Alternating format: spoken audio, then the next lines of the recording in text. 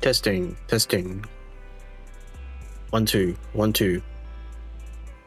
Looks like everything's working. Hi everyone, welcome back to another Sinless Zone Zero live stream. Today we're going to be doing the main story of 1.6, and that poker one just showed up, so I might do that afterwards. Yeah, it's just yeah, I just had a big dinner and I kind of feel a little bit off. It should be fine to play, as long as it doesn't get too hot in here. I hope not. Anyways, let's get started.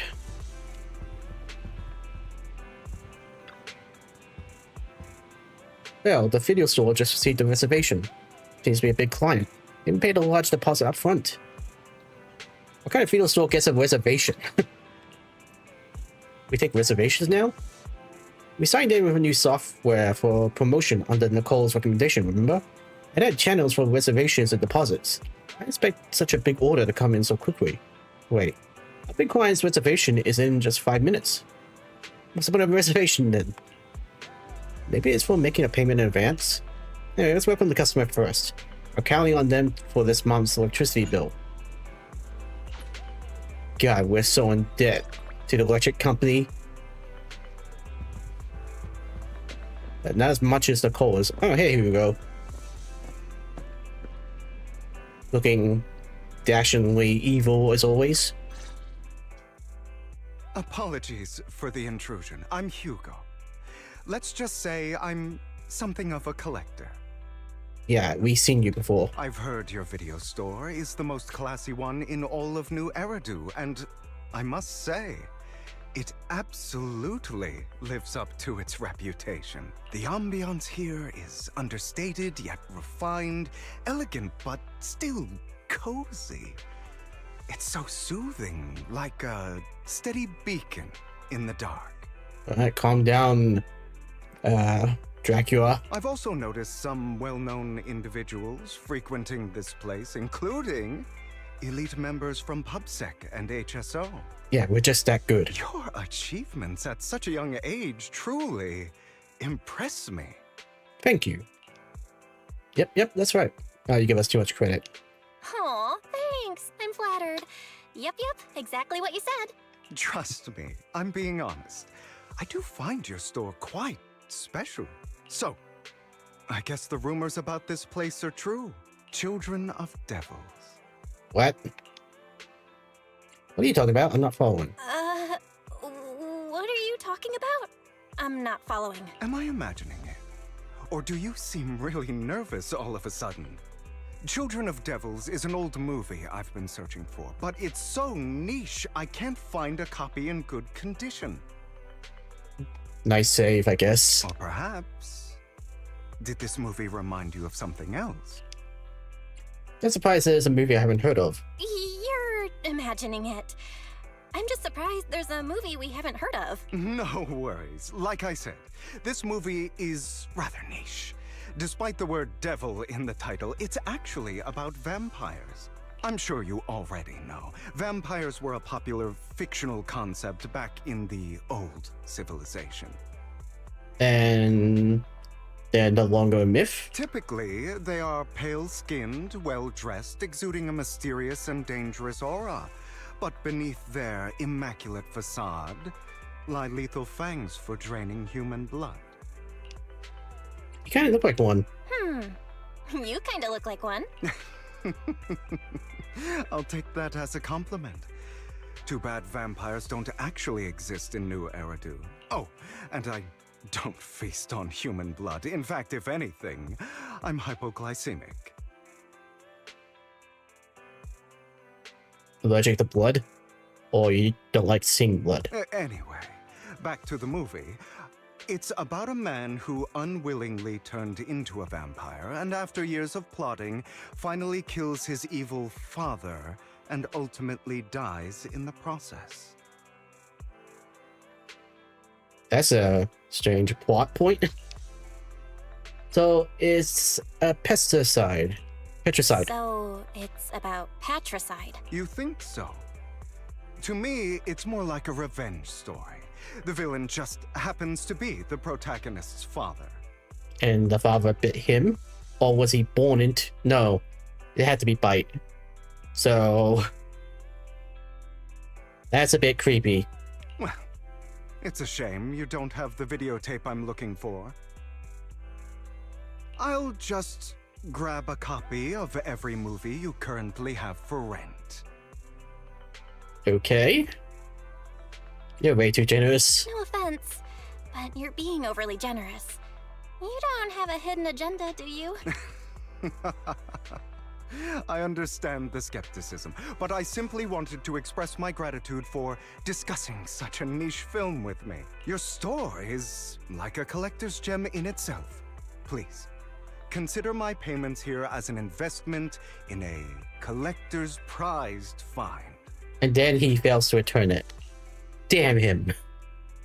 Can a store be collector's gems too? Your definition of a collectible is pretty broad, just as I'd expect of a collector. Because of my work, I happen to know some of New Eridu's upper echelon. Some even collect human organs. And why would you just mention it just now? Just some rumors circling around. Hope I didn't spook you. Come on, to get spooked easily. That's nothing. I see my fair share of crazy stuff. That's nothing. I've seen my fair share of crazy stuff. Guess I was worried for nothing.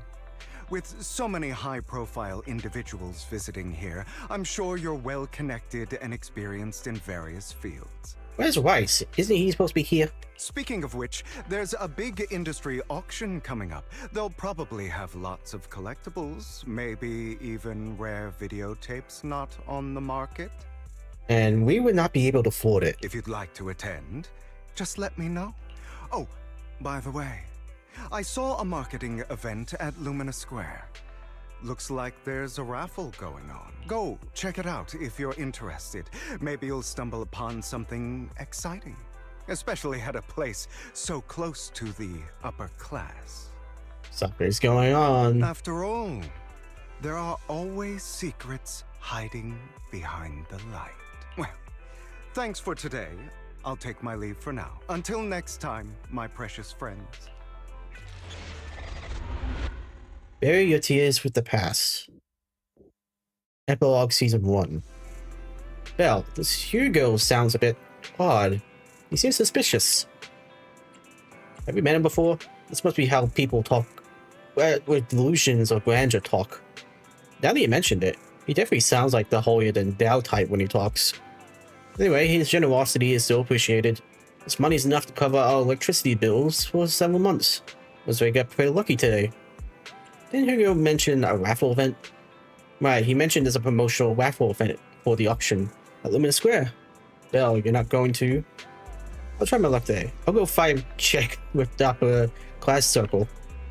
Alright then, since we made so much today, you can go ahead. Let's try not to lose too badly. It's the experience that matters, not the result. Alright, Belle, I'm sure you'll win the grand prize. I'll watch the store today, so come back soon.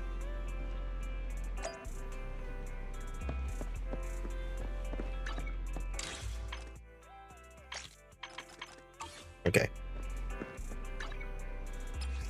Oh, button. I'm always hitting the wrong button.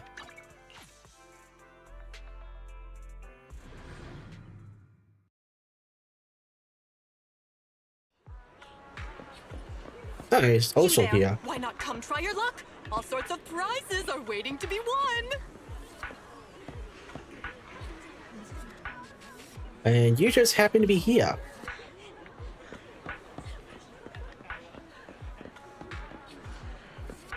Why is this line empty? Hi there, are you here for the raffle? I'm a bit busy right now, so please head to the back of the line to queue. Magi, so you came after all. You're here too. Luck is always unpredictable, and that's what makes this fascinating. Whenever I get the chance, I can't help but want to test it. There are quite a lot of people here. It's like everyone's very confident about their luck. At that moment, I figure something appears and forcefully inserts itself at the front of the line.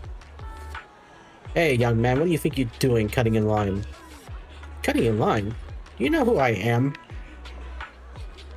You shouldn't cut in line no matter who you are. So, clearly you don't understand anything at all. See that poster right there? That's Master Hartman, the current head of our family. The very raffle event you're participating in is sponsored by Master Hartman. Apart from this, our family is also involved in many charity events. Okay, and you're quite persistent, aren't you? In short, since our family is hosting this event, it's only natural that I have the right to priority access. Does the event even have such a rule? Who authorized this? I'm just here to work, but we haven't received any instructions on priority access. I never met anyone so insolent in my life. Just wait, one phone call is all I need to... Wait, where's my wallet? Where did my wallet go? I see. No wonder you came over to talk to me. You were trying to distract me, to steal my wallet. Little thief. Who, me? That's right, you're the one standing closest to me. Now get back my wallet. Not a good habit to falsely accuse others. My intuition is spot on. I knew you were fishing the moment I saw you. And now you've finally shown your true colors. Looks like it'll take some time to properly convince this guy. This guy looks so arrogant. Maybe I should take a tougher approach with him. Quit the act. I've seen right through you. You may look harmless, but I know you have a secret identity. Where did that come from? Your crafty skills have caused headaches for countless people. Not to mention, you're revered in your field.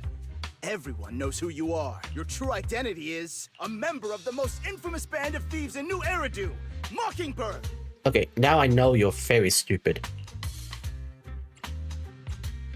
Yep, that's me. You're right. I'm with Mockingbird. But that doesn't prove I stole from you, does it? I thought she was trying to be sarcastic. Aha! You've admitted it yourself. I know you're joking, but it's probably unwise to validate an accusation like that. I was trying to be sarcastic. Forget it. Clearly, you have no idea who I am. I'm Curtis Ravenlock. That's right. Of the esteemed Ravenlock family from Tops. You'll face consequences for crossing me. You're from Tops and you're here to join a raffle? Oh no, I'm so scared. Oh no, I've upset a powerful man. I'm so scared. You're not going to silence me, are you? Don't be ridiculous. I wouldn't go that far. Just keep it in mind and know your place. A guy with such a massive ego probably can't pick up on subtle sarcasm. You're not helping. I'm trying to be sarcastic to, you know, make him sound stupider. Anyway, you were the only one next to me when I lost my wallet. It has to be you. Just admit it.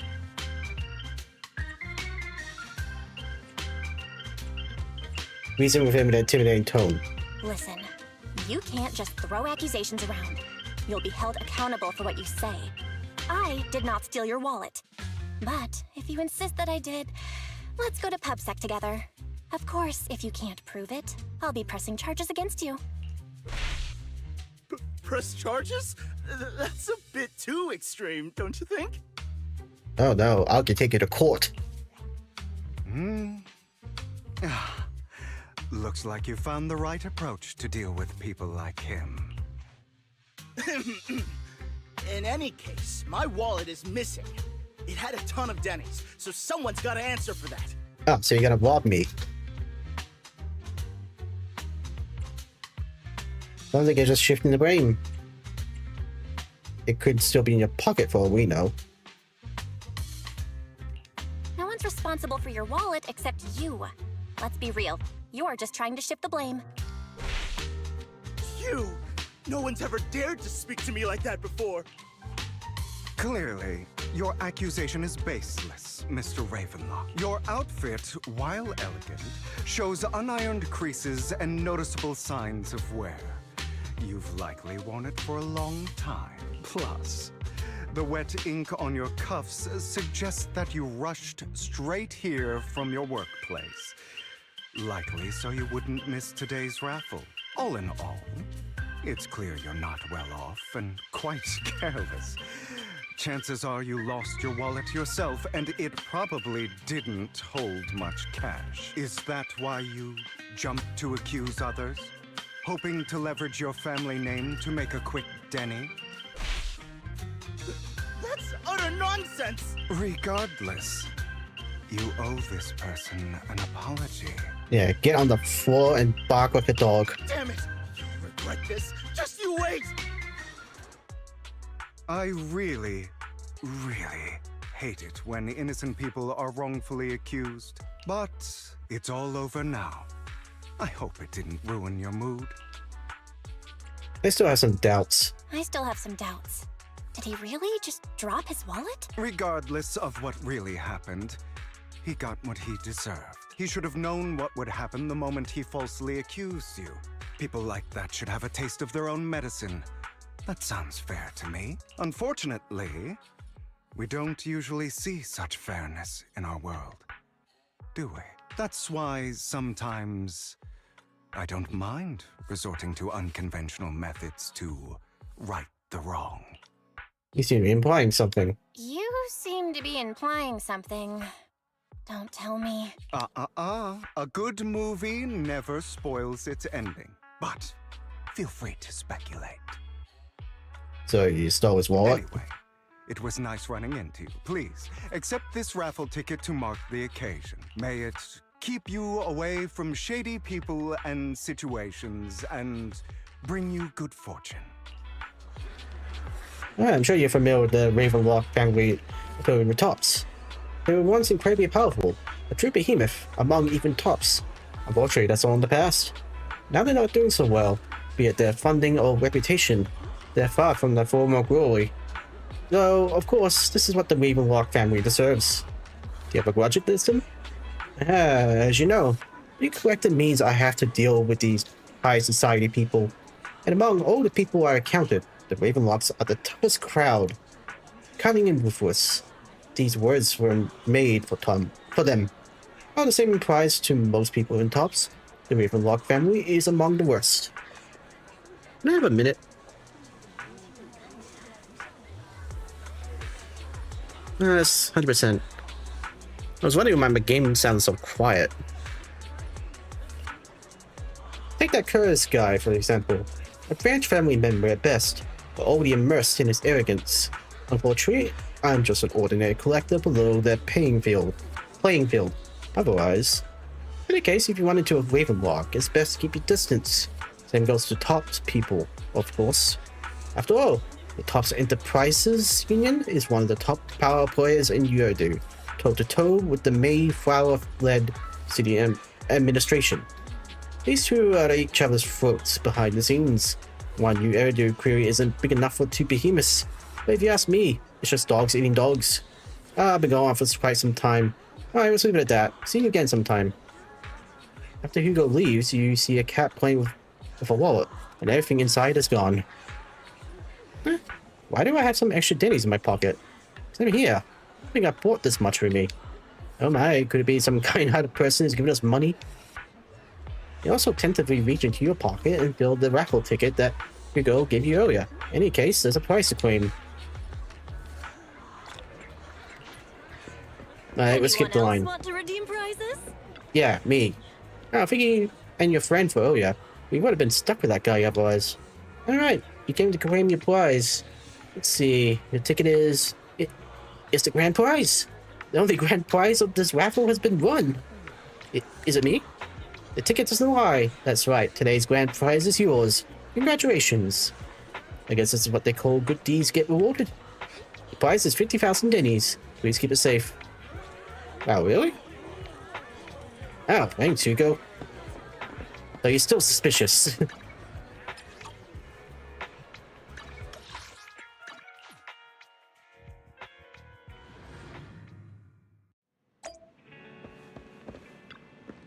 What? You actually won? And it's the grand prize? That was a ticket from Hugo. But the grand prize is only 50,000 dennies? That's underwhelming. Though, from a moral standpoint, shouldn't we share some with Hugo? You make a good point. But then again, we don't have Hugo's personal contact.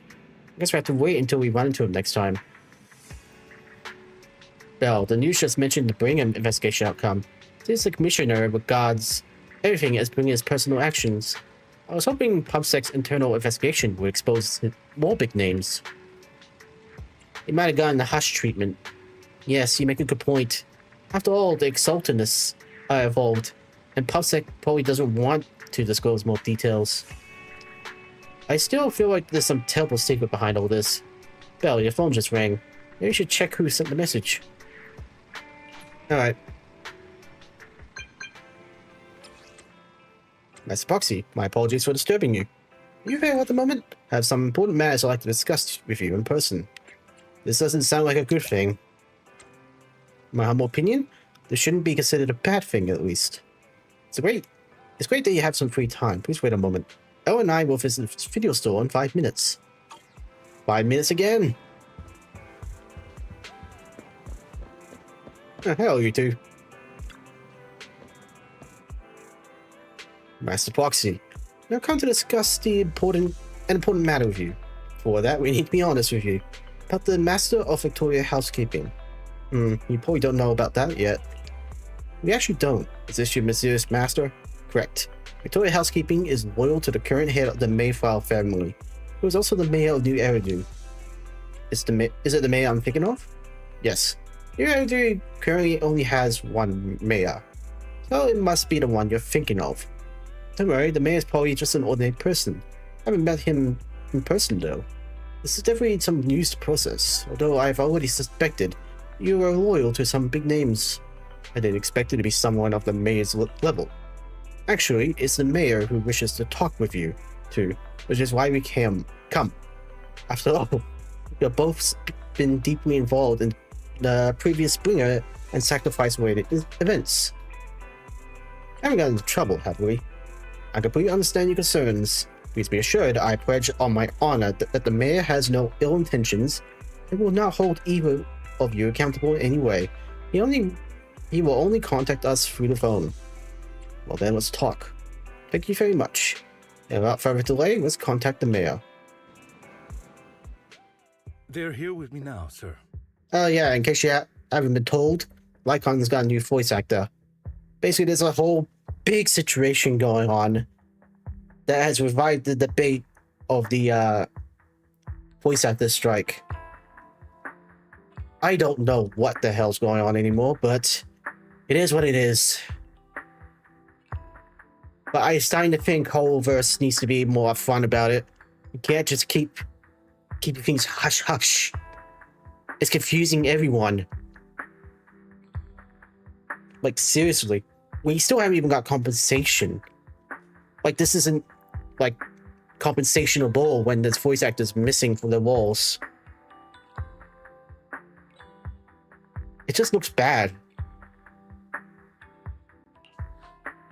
I'm glad to have the chance to speak with you, young'uns. Helios Academy used to be a peaceful and comforting place. Well, I bet you're evil. Stay silent. I know you still can't fully trust me, and I understand that completely. But please do know that I mean you no harm. Your teacher, Carol, and I, we used to be friends. She was a kind person. I was truly sorry to learn that she was the one held responsible for the fall of the old capital. There's more to the story. She was innocent. There has to be more to the story. I hope so too. It's just that the fall of the old capital still weighs heavily on us all. But I believe you just got caught up in all of this. I'm sorry for what you've been through over the years. It must be tough. We'll find the evidence to clear her name. Is that all you wanted to say? Is that all you wanted to say to us? You two are very cautious, and rightfully so. Carol has taught you well. The real reason I reached out to you is to tell you something very important. Something about your eyes. I stumbled upon some of the data Carol left behind. She spent much of her time studying ways to minimize the side effects of your eye implants. Oh, so we got fake eyes. Or surgical eyes. Teacher. Teacher. She was always looking out for us. So I guess we used to be blind? Yes, which is why I believe this was her final wish. As her friend, I want to see it through. Simply put, your eye implants are directly linked to your brain, and their functionality depends on your body's limits. As a result, the HDD system takes up a part of your body's capacity. This leads to certain issues, the most notable being that it suppresses your innate ether aptitude. Hmm.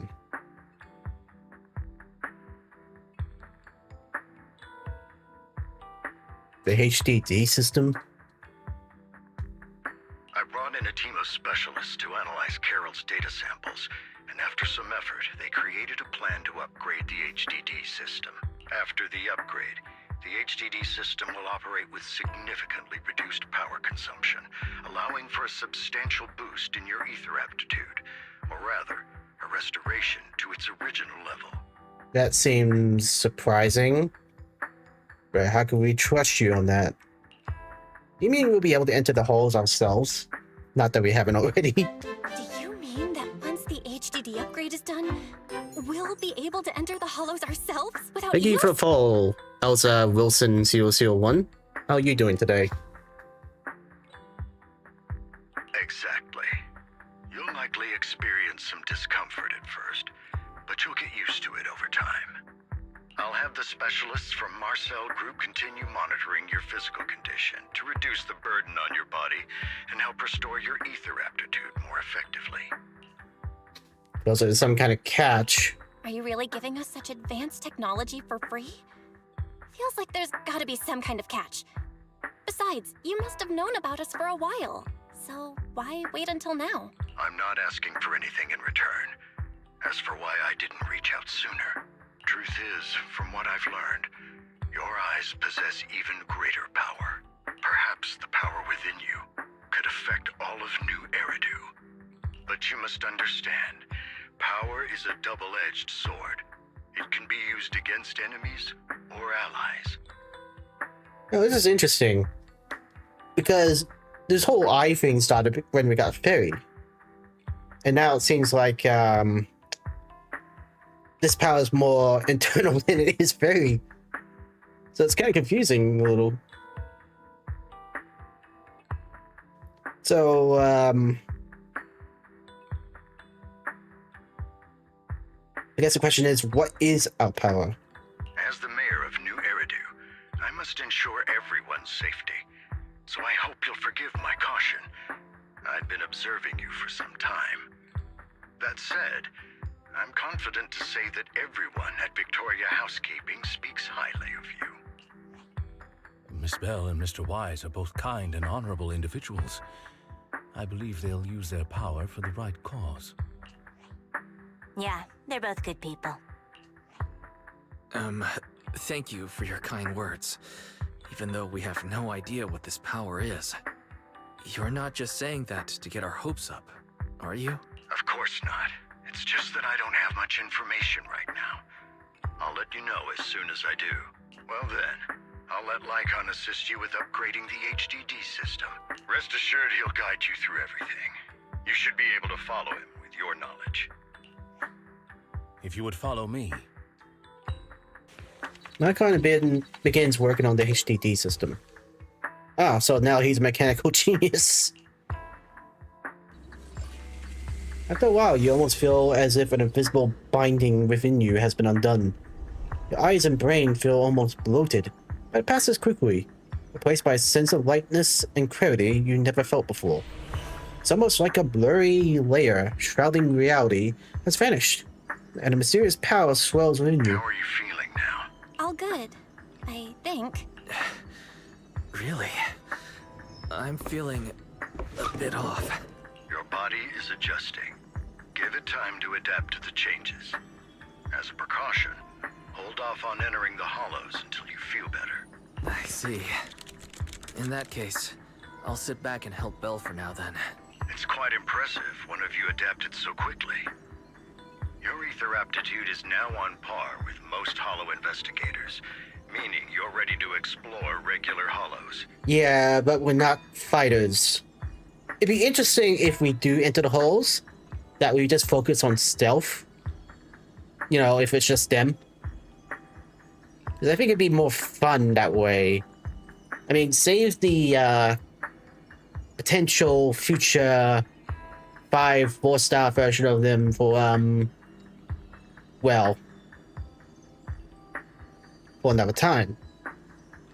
Because I kind of like the idea of them being stealthy, like they gotta hide to avoid being attacked by whole monsters. That's just me. I don't know if they are gonna be playable in the future. No, gameplay wise. But I kind of want to see growth more than just all of a sudden they can fight. But you must be careful at first. Lycon, Ellen, why don't you two go along? But chances are it's not just gonna be them being playable. They're gonna be unlocking some type of superpower that only happens once in a while. I mean, we gotta defeat that one hollow monster somehow. One of the data piles in the hollow near the metro is malfunctioning, and we need a skilled proxy to address it. I'll assign this task to you. Of course, you receive fair compensation upon completion. Ah, we got nausea and you're always putting me to work. Thank you. Take your time in the journeys ahead. You've got plenty of time to uncover your full potential.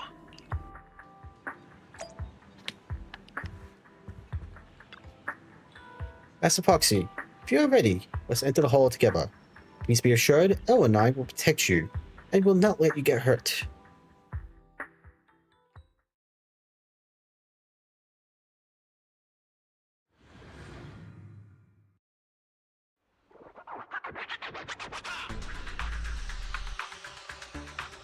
Let's confirm the mission objective.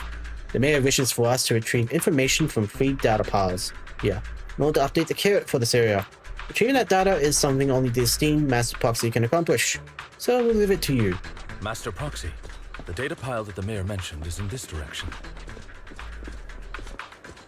Okay, cool. Let's keep moving. Are you gonna be fine for me, or we're just gonna be switching?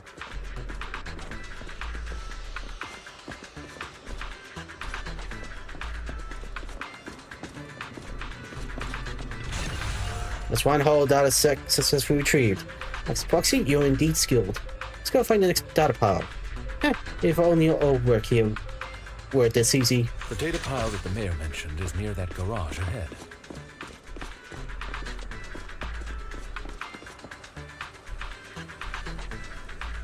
What a pain. There's nowhere else to go. We'll have to move the train.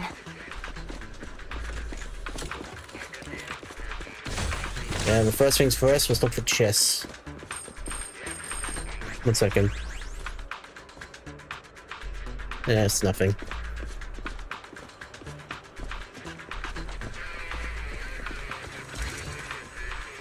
Uh-oh. Master Proxy. It says that this laser console requires a passcode to unlock. Now, based on currently available information, it's difficult to determine the origin of the passcode. Perhaps we missed something. Who must be inside the console? With manipulating the console, you successfully hack into the system.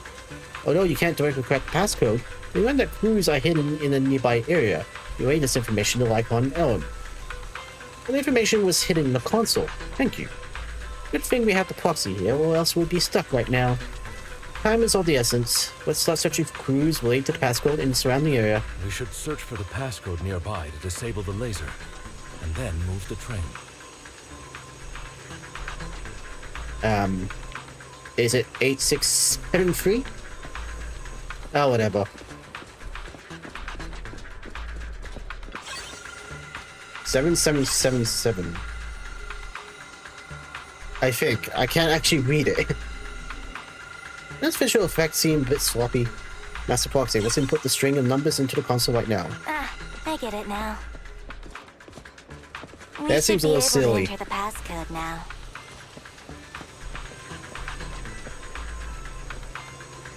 I mean, you kind of think it'd be printed on the wall or the floor. Not that silly thing.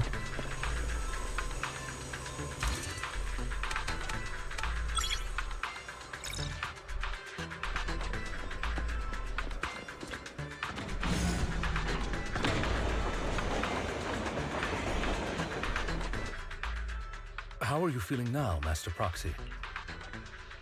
I feel like I'm gonna pass out. Not good. I feel like I'm about to pass out. Glad to see you're well enough to crack jokes. If you feel any discomfort, please let us know at once. Yeah, I'll carry you on my back if needed. Yay, shark riding. I want you to carry me right now. Really? I want you to carry me right now. Let's finish the task first, Master Proxy. You've always had a sharp mind, and now you've got the muscles to match. Thanks for the compliment. Thanks for the compliment? No, I was just thinking. When will you pick up some fighting skills? Well, they don't look like fighters, and I doubt they're gonna instantly fight. Like, you don't even know what they would use. Are they gonna be throwing, like, video tapes at people? Because that'd be funny. If you can fight, you can handle things in the hollow all on your own. That'd be pretty neat. Yeah, so that's definitely foreshadowing there.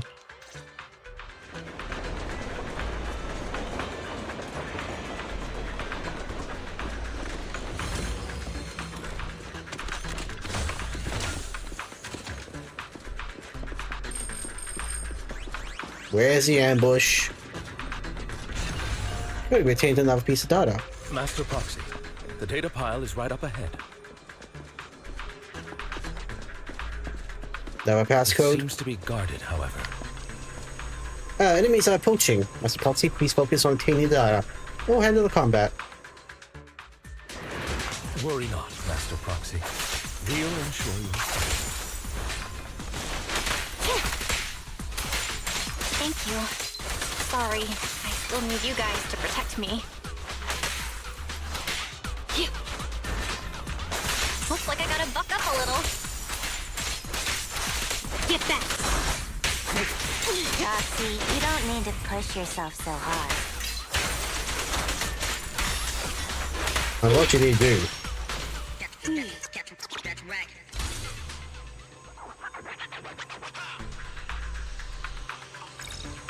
That's Proxy. This console also needs a passcode. We named the console again like before. This time the passcode is more complex and requires 3 clues around the area to piece together the complete string.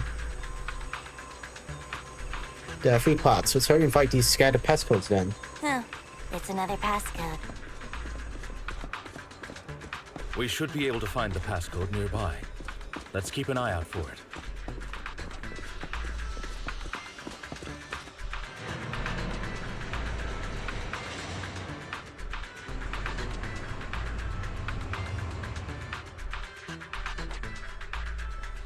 So we're just gonna be circling this area, huh?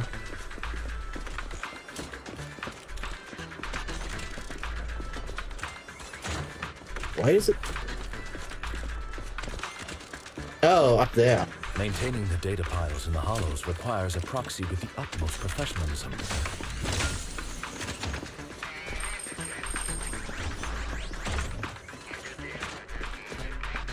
It is Victoria Housekeeping's honor to maintain a professional relationship with an outstanding proxy such as yourself. Okay, you don't need to butter me up.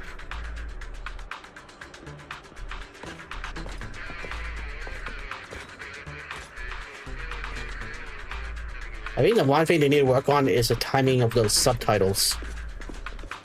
That could just be an English thing. Better dodge.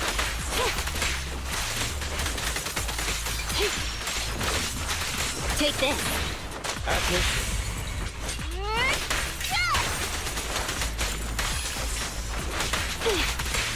Get lost.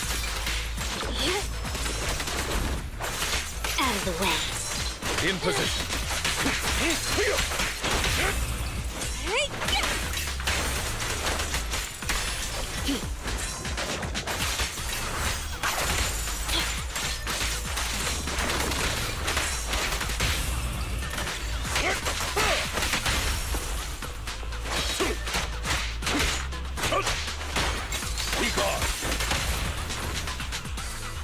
Master Proxy, let's take a look around this area.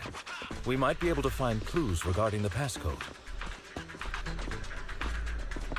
I guess. 0.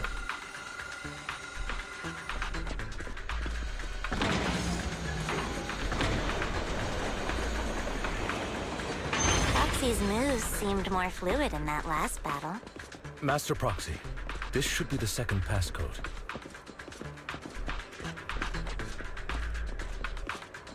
Hang on.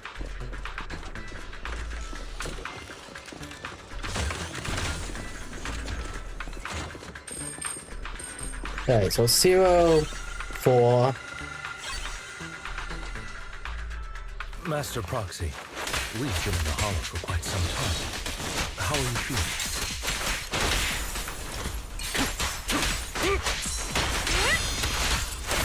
I feel fine. Nothing out of the ordinary.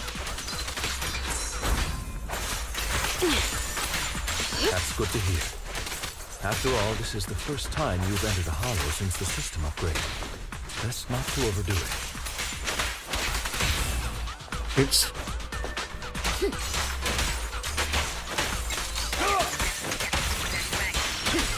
Let's end this fight quickly.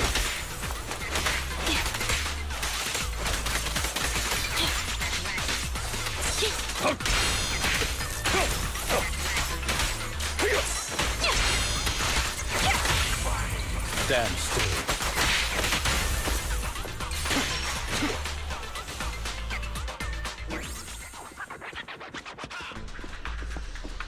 Alright, so far, seal 4. Wait, we got another chest? Definitely sounds like it.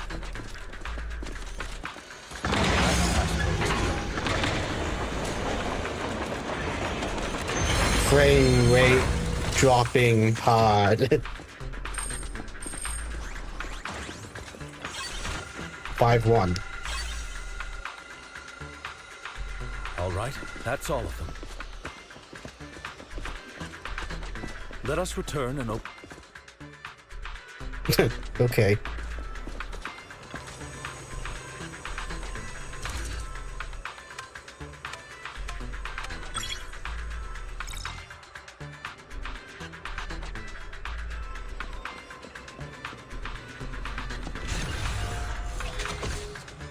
Boxy, mission has been successfully completed. Are you experiencing any physical discomfort? I am even better than usual. That's wonderful. If that's the case, let's leave the hall and report the mission results to the mayor.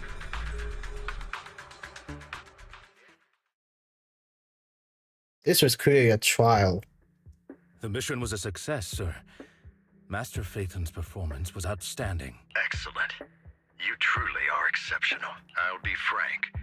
I contacted you because I need your expertise for an important task. I'd like you to participate in an auction and help me secure an item up for bid. An auction? Don't tell me. Hold on.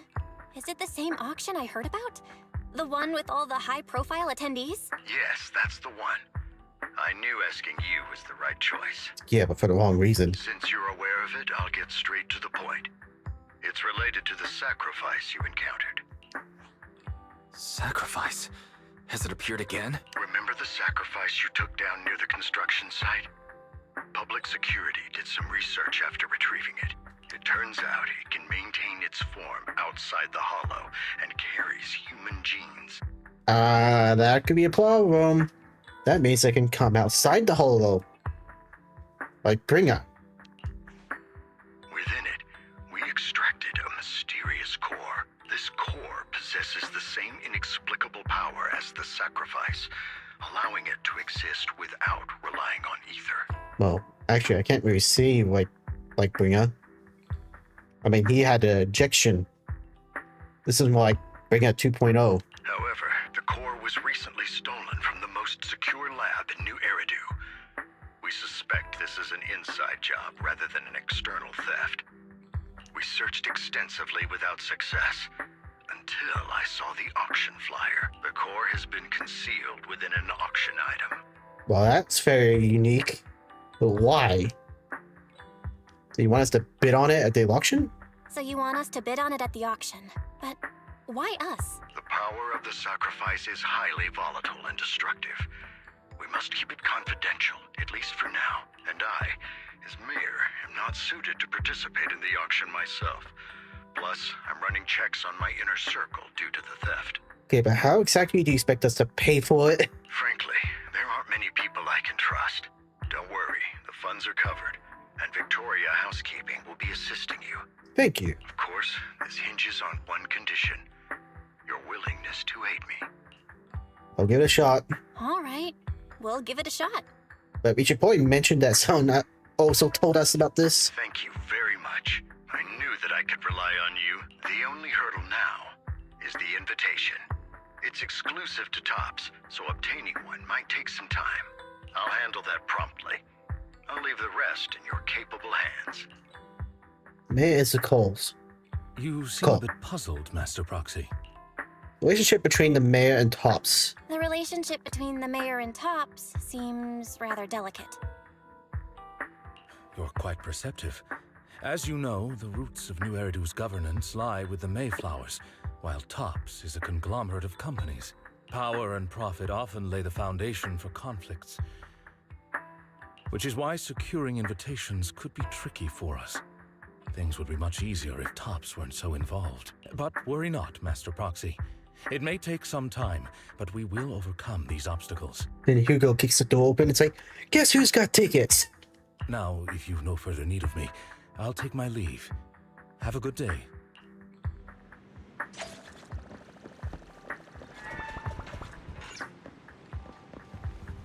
Yeah, I'm trying to talk to you. Didn't that collector Hugo mention if we wanted to attend the auction to give him a call? But he didn't leave us with his contact information. Odd, right? If he wanted us to contact him, why not leave a number? Did he just forget? Maybe he overlooked something. Maybe he left a puzzle for us to solve. Maybe he left a puzzle for us to solve, like in the movies. You've been watching too many movies, Belle. We need to separate fiction from reality. Come to think of it, Hugo did leave us a raffle ticket, and said something weird. He said something cringy like, "There are always secrets hiding behind the light." Wait, don't tell me. You hold the ticket up to the light and a string of numbers appear. It is literally behind the light. I get it now. This guy watches too many detective movies. Anyway, let's try contacting him. Aha, it's you, the manager of my favorite video store. Glad you've cracked my little puzzle. I've been waiting for you to contact me. I was worried I might have left a bad impression. Actually, I have a favor to ask. Actually, I have a favor to ask. About the auction you mentioned. Could you secure 2 invites for us? Ah, so you'd like to attend the auction? I'd love to assist, but unfortunately, I have some tasks at hand. But if you two can help me with my current task, I should be able to find time to get the invitations you need. That's not what you said. And then he goes like, "I altered the deal. Don't make me alter it again." This is one thing I can handle. What kind of task? Is it something I can handle? Nothing too dangerous, I hope. Don't worry, I would never put you in danger. Let's discuss the specifics in person. I'll wait for you at Dew Gardening Shop in Lumina Square. Strange place for a meetup.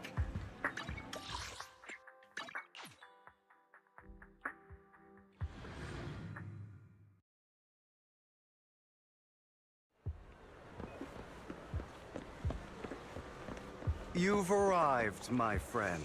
Punctual as always. To get to the point, I need you to shadow someone for me. Record and tell me everything they do and say. And that someone is Hartman Ravenlock, the head of the Ravenlock family. That's right, him. I already got his schedule. Soon, he will be meeting with someone nearby. I need to know the exact details of the exchange, please. Because for your troubles, I'll take care of the auction invites you need. May I ask why? To be honest, based on my sources, the Ravenlock family appears to be plotting something, rather sinister. You are a complete stranger to him, which will make everything easier. Relax, it's nothing illegal. I just happen to be in the proximity and happen to overhear some things. Even if someone from PubSec shows up, they won't have anything on you. Besides, you already have connections with PubSec, don't you? It's not just PubSec. Well, I'll be waiting for your good news then. Okay. Hello there. I didn't expect that blonde gentleman to be a friend of yours as well. You know him? Of course, he often comes here to buy flowers. He's always very generous. However, he always buys flowers from memorial purposes. Said they are for his deceased loved ones. He seems like someone with quite a story. I imagine. Yeah, give me a second. Yeah, I guess that'll do. Probably gonna hurt my back later, but fine.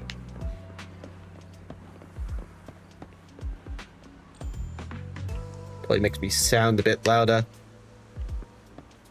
Alright. I guess we're playing spy now. Another one. There's no need to report such trivial matters to me. My time is precious.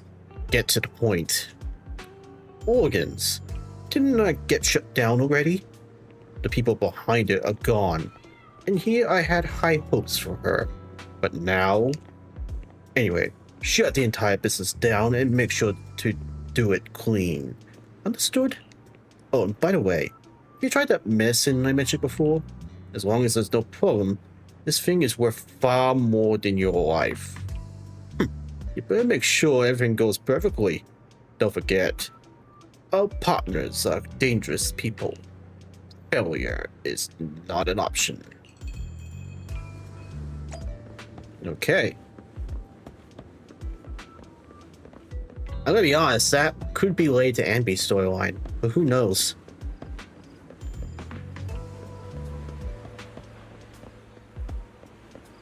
This time, I'll lead the family back to the top.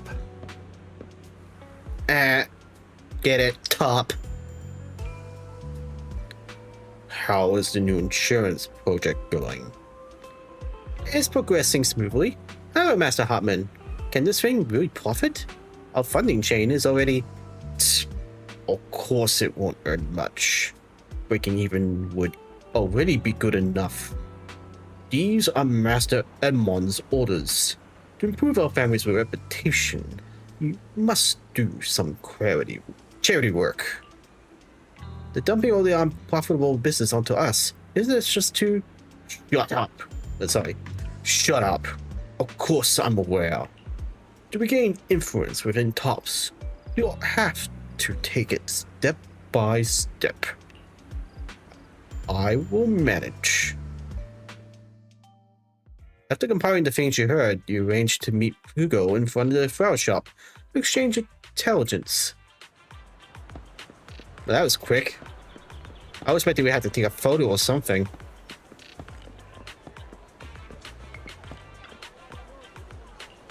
No, I meant to talk to Hugo.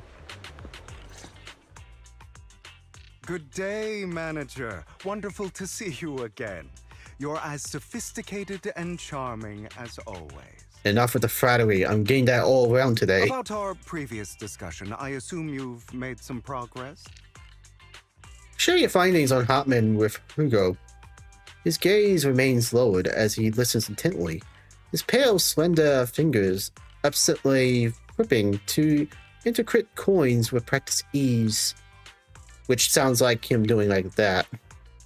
At key moments, he asks thoughtful questions to clarify the details. Why did this guy could be so serious? I see. Looks like it's more complicated than I thought. I appreciate your help.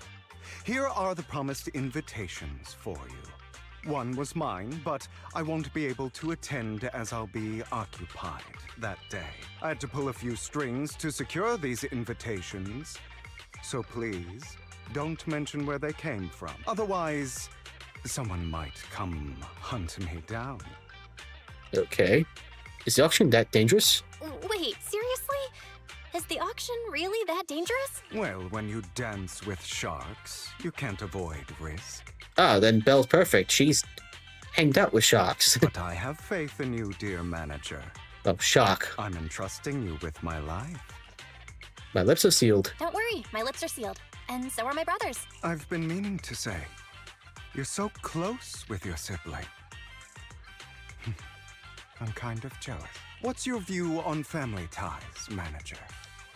The bond you can count on.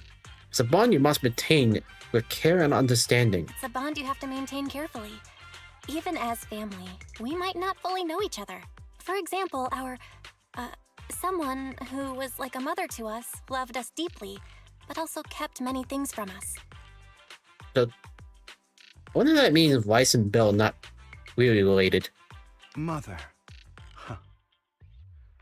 For me, I mean by blood. that word only brings fear, pain, and hatred. I once had a half-sister. Different mothers. Had? Had? Did you two fall out of touch because of an argument or something? No, we never argued. I would like to try, but it's too late. She's been gone so long. I can barely remember her face. Sorry. I'm sorry. I didn't realize it was a sensitive topic. My condolences. I mean, to be fair, he brought it up. It's okay. I brought See? it up first, and it was ages ago. Anyway, back to what we were saying. It's highly likely that Hartman will be at the auction as well. As you know, while he's the rightful heir to the Ravenlock family, he keeps many secrets. Should you cross paths with him in the future, be cautious. He's sitting up on his high horse looking down on everyone else, and he'll do whatever it takes to get more power. I hope these upper-class people eventually face the punishment they deserve. Too bad the scales of fate lean one way or another. Unless someone steps in to tip them back. I digress. That's all for today. I have some errands to attend to, so I'll take my leave. Have fun at the auction. So he's not gonna be there. Icon, we got an invitation. I expected of you. I, on the other hand, am a bit behind on my progress. Now I'll head over to confirm some follow-up matters with you. Please wait a moment.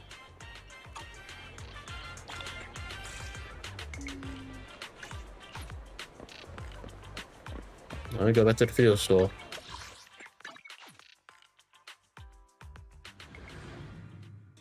It is a pleasure to see you again, man. It's been a while.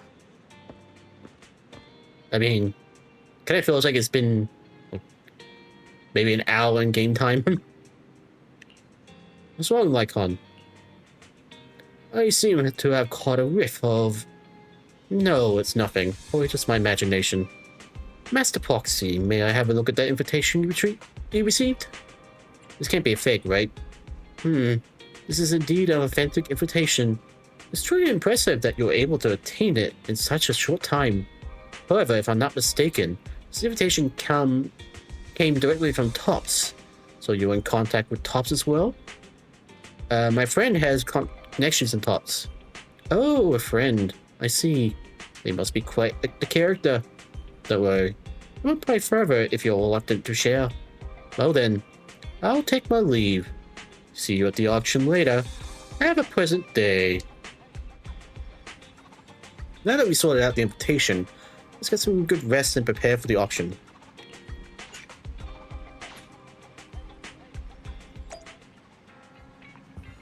Alright, this should be the second half. The auction takes place at the noodle shop, of course.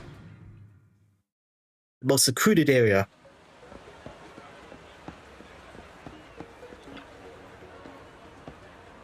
The invitation has been confirmed. Esteemed guest, would you like to enter the private suite now?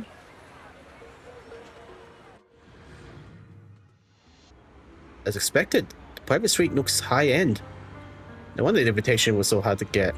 They also got some expensive-looking desserts and drinks. We seem to be early. Like on the others haven't arrived yet. Should we take a look around first? We can also try some fancy desserts and drinks. Meanwhile, a pleading voice suddenly comes from nearby. Please help me. I really have no other choice. Something's happening over there. Sorry. Something's happening over there. Let's go take a look. Lies. Deception. Betrayal. I see swirling mist, shrouding the truth in a deep, enigmatic haze. Found you. Chosen one. Yay, we're chosen ones. Icon, are you really just gonna stand there?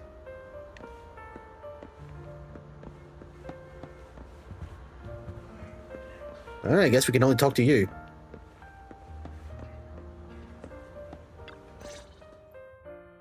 You are exactly as I thought you'd be.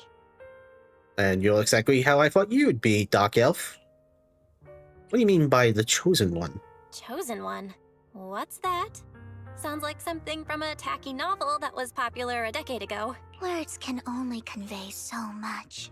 So it's understandable if what I say doesn't make sense to you now. But you'll know what I mean soon enough. Young lady, I know you might think I'm lying, but I'm telling the truth. That item was my late husband's keepsake, and I had to pawn it due to financial difficulties. But I can't bear to see it auctioned away to who knows where. I'd never be able to get it back. Please help me bid for it. There's a hidden flaw in that item.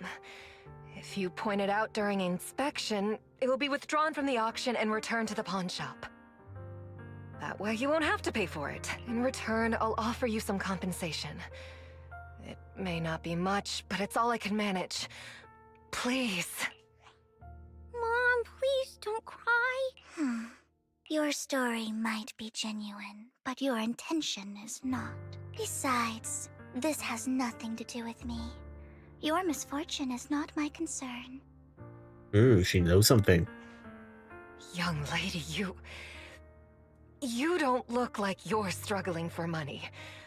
How can you be so cold-hearted? I'm sure this refined individual here feels the same way. But why did you enter the auction if you're not going to bid for it? Are you referring to me? Huh? Are you referring to me? Yes, you. If you're willing, could you please... The auction is about to start. I'm not sure how you gained entry, but I'm sure you don't want to be driven out with your daughter. And you? The old lady's a different gaze turns towards you. Here's a little piece of advice. Don't let your sympathy easily sway you in an auction like this. Otherwise, you might get swindled. I'm Vivian, by the way. Pleasure to meet you. Okay. Dear guests, the auction will begin shortly. Please make your way to the venue. Are you alright? It seemed you were caught up in some dispute just now. I'm fine. Then I'm relieved. Actually, I overheard parts of that conversation. Forgive me for speaking bluntly. It's rather strange to have guests like that mother and daughter at this auction. Perhaps, as the mysterious Miss Vivian said, they didn't enter through regular means. There may be more to this. But let's return to the auction. If you're interested in any particular item, you can bid on it. Master will cover the bill for you. Really? Then I won't hold back. Rest assured, Master's budget is quite sufficient. Regular auction items should not be a problem. Unless other parties also set their sights on that item we wanted. Should that happen, we'll adapt accordingly. I'll trust in your wisdom. During the conversation with Lycon, a sudden unexpected guest appears beside you. What a small world! So you're a new companion today. Where's our obnoxious blonde boy from last time? Obnoxious blonde boy? A friend of mine. I didn't expect someone of your caliber to be able to attend this auction. If Master Edmund finds out, I'll make sure to investigate where you got the invitation from. Who's that? You don't even know who Master Edmond is? He's a prominent figure in Tops, someone with the authority to speak on behalf of them. Master Edmond will also attend the auction, and he has extremely noble mark on his forehead that anyone who sees it will remember. Why am I wasting my breath? You wouldn't understand anyway. You better pray that you don't set our sights on the same auction item. You have no chance of winning. Shut up and go back to where you came from. After exchanging these harsh words, Curtis hurriedly leaves. Master, that gentleman just now seemed very hostile towards you. Looks like you two have some history. However, it's getting late. Let's head to the venue. Yeah, be sure to kick him in the nuts for me. Esteemed guests, please present your invitation. The invitation has been confirmed. I'll go to the auction. Please follow me. Enter the auction venue. The first half features a variety of items, but none of what you're looking for. There's a strange yet amusing golden bamboo statue. Fortunately, your budget allows you to try bidding for it. The good news is, you only have one opponent. The bad news is, that guy is Curtis. You have to take him down just like last time. For some reason, that mysterious Miss Vivian also seems intrigued by this bidding and comes to our side. He may be from the Ravenlock family, but he's been entering the lottery in secret. Maybe he's not as well off as I thought. Ugh, what rotten luck. I didn't expect to see you here. Ah, shut up. I won't back down this time. Try messing with him.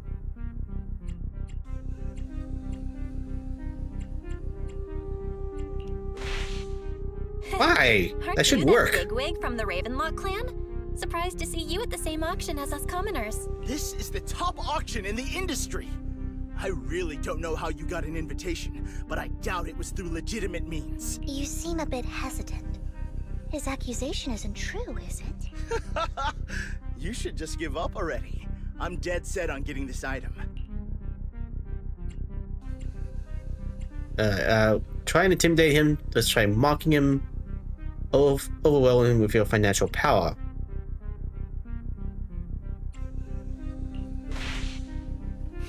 Let's see who comes out on top in the end. A Ravenlock losing to a commoner like us. It wouldn't look good, would it? Okay, I'm gonna be honest. Whoever made these choices need to do a better job at describing them. Because I feel like I'm doing the right choices to mock the guy, which is something that sounds like you're supposed to do at this kind of event, and I'm getting backlash for it. You're right. So for the honor of the Ravenlocks, I can't lose! Trying to provoke him backfired. Okay. Let's not rush into inflating the price. Seems like it's just the two of us interested in the item. Why don't we discuss this in private first?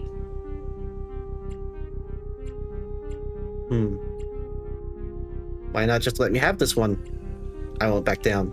No matter what, I won't back down. Ugh, I didn't expect you to be so determined. This is the perfect moment to shake your opponent. You're really stubborn, huh? Is it really worth arguing over such a small collectible?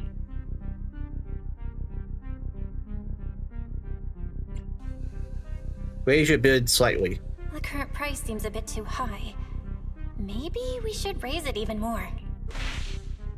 Are you for real? I had no clue commoners were so wealthy these days. Fine, all right, I'm out. Well done. It stayed at a reasonable price. You beat Curtis, ring the bid. Regardless, congratulations on your winning bid.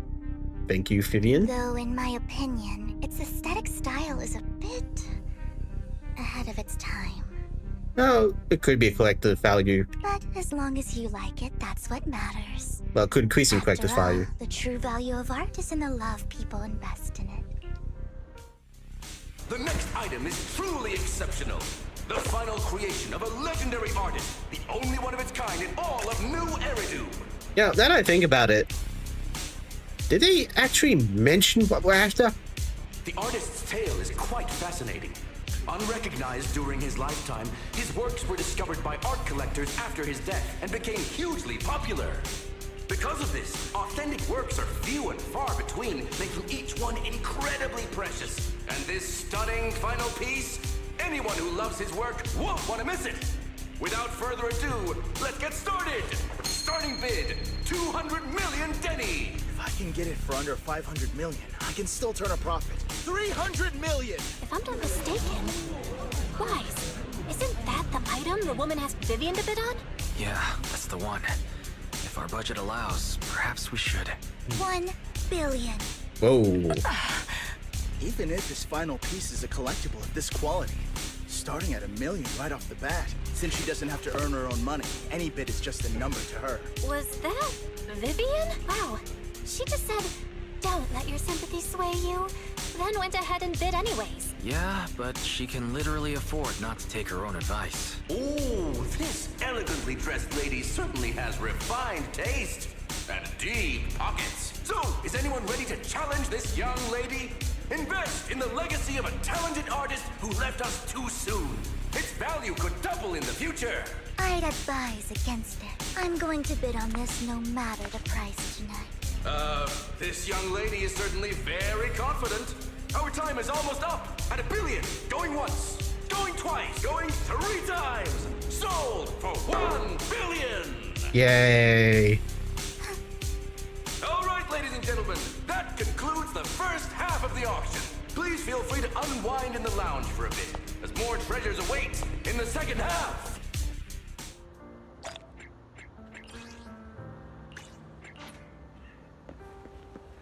The coffee here Ah, it's you again. drinkable. Master Hartman, you came as well. I have something important to bid on. Curse it. I had no idea the soul behind this thing is, and why they insist on going through the auction process. The statue you acquired is indeed extraordinary. I previously helped clients acquire similarly distinctive statues. Was it a client from your time as an attendant? Was it a client from your time as you know what? No. According to what you said, when you know what happened, we won't have the concept of clients at all. Is this thing a bad investment? As long as you like it, it's not a loss. Collectibles are always judged first and foremost by the master's preferences. Miss Vivian also seems to have a keen eye for collectibles. It's a bit concerning. Are you from Vision? The coffee here is drinkable. You have a strange look on your face. Despite her ruthless exterior, she's actually quite kind-hearted. Though you wouldn't dare think that, would you? Of course not. Not at all. That's not what I'm thinking. You're not being honest, and I don't appreciate deceit. Just to clarify, I didn't assist that woman out of kindness, nor do I plan on giving up the item I just purchased, because it's nothing more than a common scam. A scam? A scam? So you're saying that woman is a con artist? They'll tell you a tragic story, begging you to help bid on a collectible at a high price. They promise a reward and guarantee the item will be withdrawn from the auction, so you think you won't have to pay anything. But the reality is, once you bid, the deal is done. No going back, and you end up shelling out a hefty sum for something worthless. So why did you still bid on the item? So, why did you still bid on the item? I really enjoyed the story of that legendary artist. Art, at its essence, sells stories, doesn't it? I'm willing to pay the price for the stories I choose. That's another lie. Looks like you believed me. I didn't believe you. I didn't really believe you. Let me give you another piece of advice. Appearances can be deceiving. People often mask their true intentions. Sometimes, what you can't see is the real truth. Vivian suddenly approaches, blinks, and suddenly mouths two-word, Master Proxy. She knows your proxy identity? I hope next time you'll accept my invitation, and not that of these pretenders. I'll see you soon, my friend of many secrets. Well, she's certainly coming off as antagonist. What about Lord Phaethon is doing right now? No, now's not the time to be distracted by Lord Phaethon. I think about them once I'm done here. The second half of the auction is about to begin. Please make your way to the venue. Okay.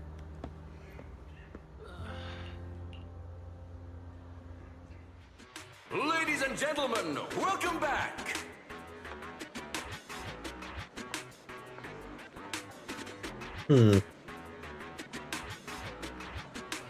Vivian looks disturbed by that guy. Or maybe the item. They got like on the back with that mysterious guy in the back as well. Up next in our auction is tonight's showpiece, the one-of-a-kind Robe of Heroes! Legend has it that, long ago, this was a garment that only a hero could wear. Huh, maybe Billy will like it. What's truly fascinating is the unique gem embedded in the collar of this robe. It's unlike any gem I've ever seen. Almost magical. Sacrifice core. A weird core extracted from a sacrifice. Radiating an ominous aura. It seems to be hiding mysterious power. And it looks like a frickin' jewelry. Wise, that gem's probably what we're looking for. Such an important item. Yet, it's just there on a piece of clothing. Completely unprotected. Yeah, why is that? I mean, I heard of hiding an object, but that seems a little too subtle. It might be a fake, actually. How gaudy. This auction sure is busy. There's people of all sorts, whether they belong or not. Robe of Heroes. What a tacky name. Nonetheless, I'll secure it. In the name of the Ravenlock family. Yes, I see it. Seems authentic. Of course. I'll keep an eye on it. After some intense bidding, only 2 contenders remain. You and Hartman, the current head of the Ravenlock family. I didn't expect this to drag on so long. I believe there is no meaning in continuing this senseless bidding war. Frankly, wasting time irks me more than squandering money. So, my friend, let's cut to the chase. What did you have in mind? This man is pretty shrewd. Maybe I should match his energy. What can you offer? Perhaps a better question should be, what can you offer me? The ball's in my court now. Good. I enjoy conversing with people of sufficient intelligence. There are more antiques in this auction than just the robe. Why rush into this? You might find something else you prefer. I'm not here for antiques or collectibles. I know the secrets of that robe. I want that gem.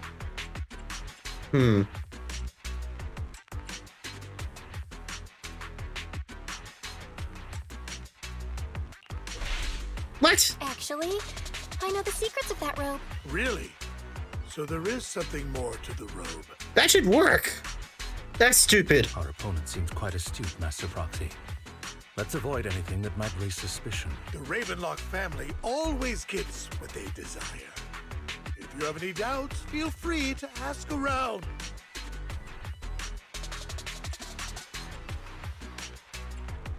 Is this a threat? No coincidence, as do I.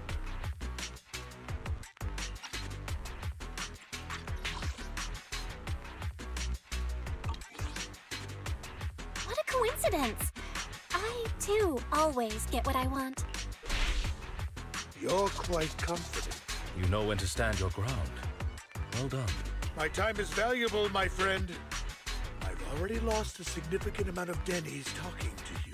If I offer you a token of appreciation, let's say a hefty sum of Denny's, would you consider backing out of this bid?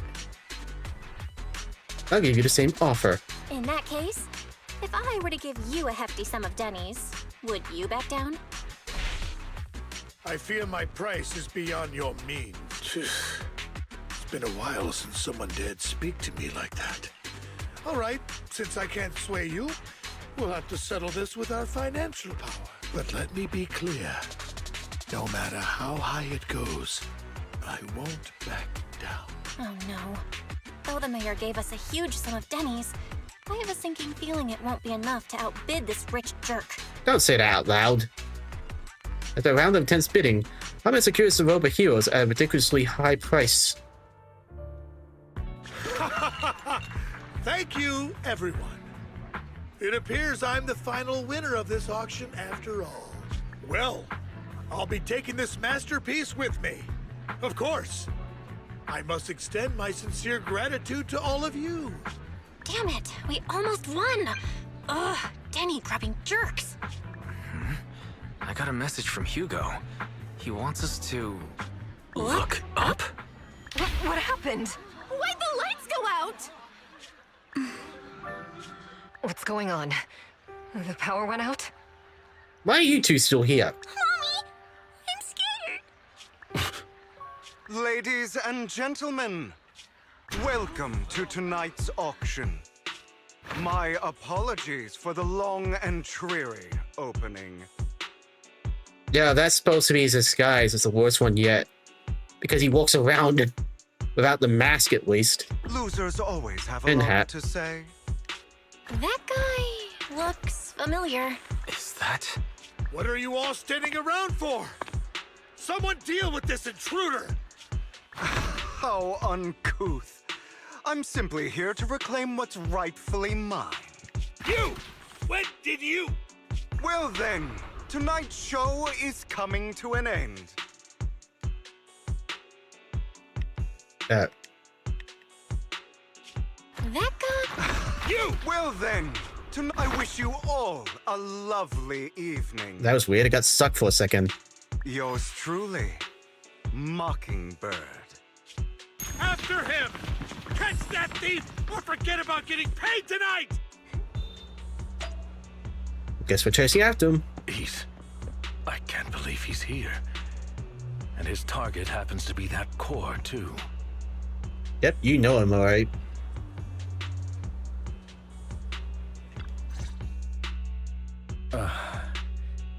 Forgive me, Master Proxy, but that... Mockingbird and I have... history. Yep, I'm aware. You might find it surprising. I'm acquainted with him as well. He might find it surprising, but I know him too. You do? You briefed Lycon about your encounter with Hugo, and you emphasized that you had no intention of keeping him in the dark. I see. So that's how you know him. Years ago, we founded Mockingbird, the Phantom Thieves Syndicate. Things started off well. We were young, with naive ideals and lofty goals, and we pursued what we thought was right. But one night, that all changed. There may have been signs of what was to come, but no one noticed them at the time, or perhaps we chose to ignore them. Eventually, I left Mockingbird and accepted the olive branch extended by the mayor. The separation was, shall we say, less than amicable. And my dearest friend became my sworn enemy. Okay, so Lycon might have got arrested. Master Proxy, if I may ask, what do you think of Hugo? Doesn't come off as a villain to me. Despite how he helped me, something feels off. Though he helped us before, and he seems pretty nice, I can't help but feel something's off. He's a part of Mockingbird after all. Mockingbird has changed from how we envisioned it. And Hugo too, no, it's nothing. In any case, he's very dangerous. I'm still unsure of his intentions, but we cannot risk letting him have the sacrifice core. Based on my past experiences, I can likely predict the route he'll take to evade his pursuers and escape. However, this path lies within the Hollow. Master Proxy, can you... Let's head straight over. I'm feeling super strong right now. Let's head straight there. I'm feeling super strong right now. Very well. Please, follow me then. So we're playing as Lycon.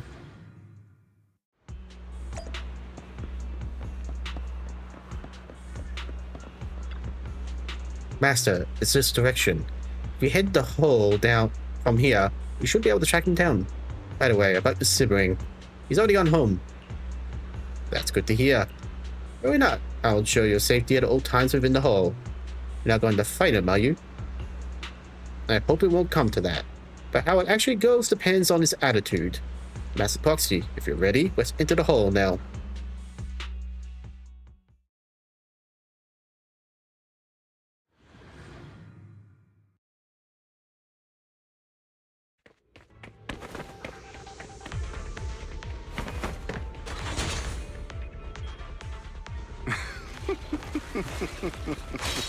As I thought, Hugo really is here.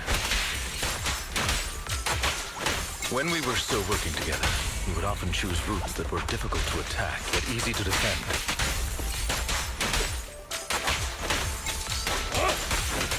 Master Proxy, the layout of the port is complex. Ethereals may jump out from any corner.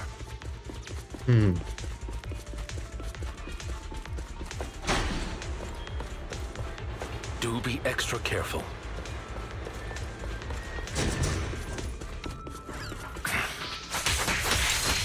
So many ethereals. But they don't seem to faze him at all. Yeah, because Lycon's a muscle. Though I am loath to admit it. That man is Oh, you meant Hugo.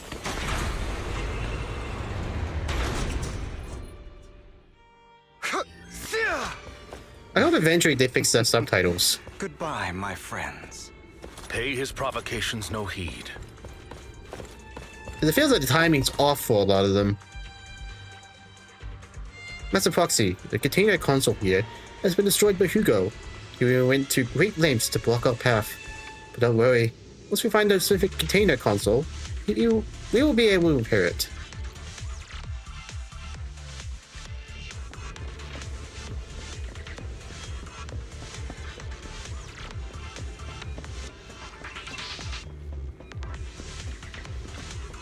That's Boxy. Taking care of this container console will allow us to proceed forward. Let's repair it quickly.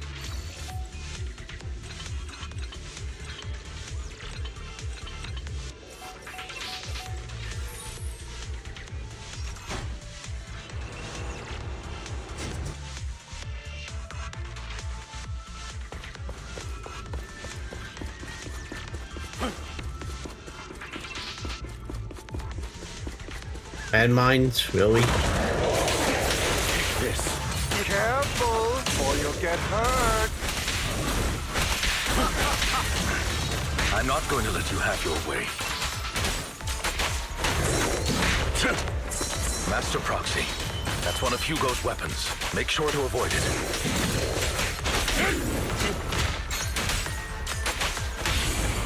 It may look like a coin, but it's actually a dart. He's extremely familiar with this place. Master Proxy, dragging this out will only be to our disadvantage. Let's proceed through here post-haste.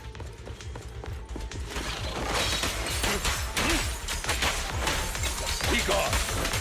That's some new type of hollow monster there. Stand still.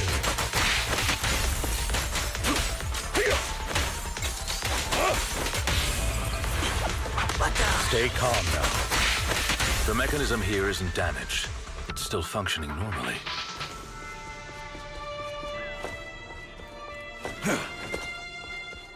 Something's not right. Yeah, the music changed. It feels too easy, almost as if he let us through on purpose.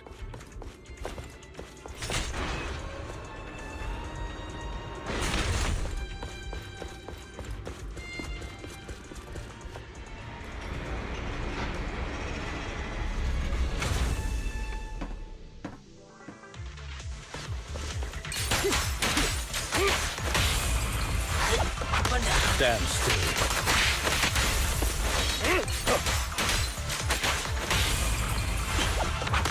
Stay calm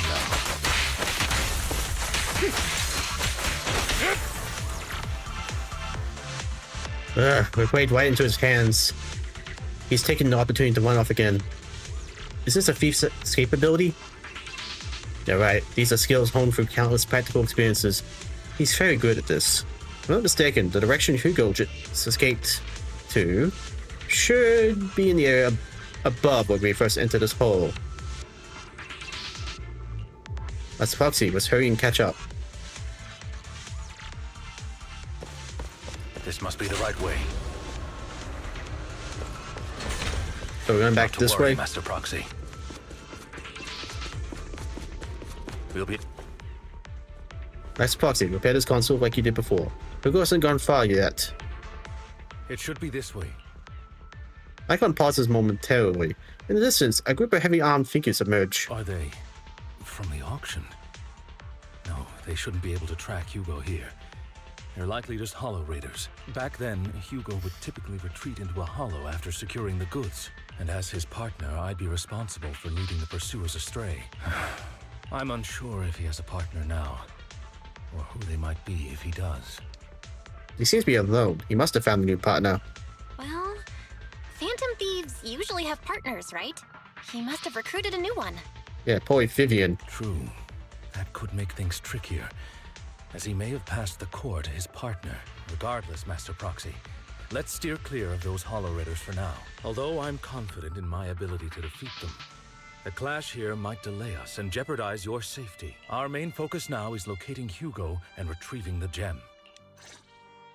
Wouldn't it be funny if he just gave us the gem by giving it to Vivian, who then delivers it to us?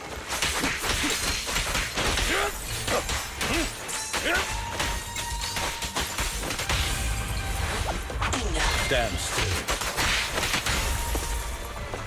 Evade, now!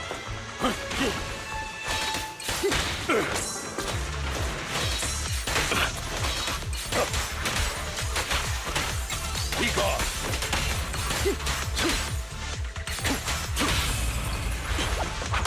Stay calm now.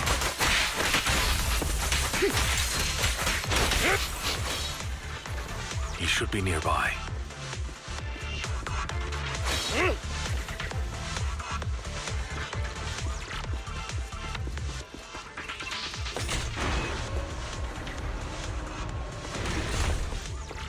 Now, this music kind of reminds me of Mabinogi a bit. With the dungeon theme, one of them at least. Any chest? No.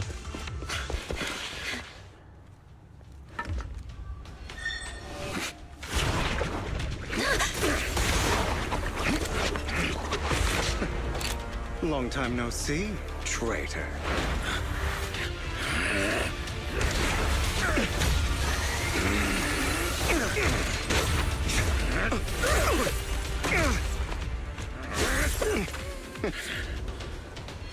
It was you who broke the oath, not me.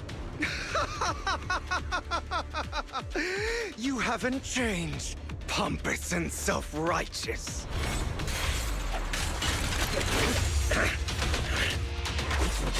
Of course. He's got a scythe.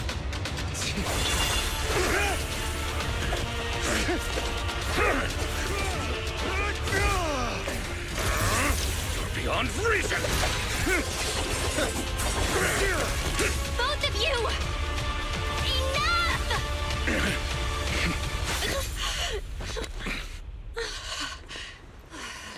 Master Proxy. Well, she could have been killed. Are you all right, Master Proxy? Any injuries? I just forgot how tall I was. I'm fine. I just forgot I wasn't Eos. I thought your attacks would just go over my head. I'm not used to being this tall, I guess. Rest assured, manager. My blade has always been steady. I'll never point my weapon at my allies, especially not you. I think with you, you shouldn't have been able to stop your scythe. As for that oath, he has no sense of control in the heat of battle, even turning on his own comrades. I'd thank you not to spread lies. What? Are you denying it? I merely spoke the truth, didn't I? At that moment, the Hollow Raiders you encountered earlier close in on you.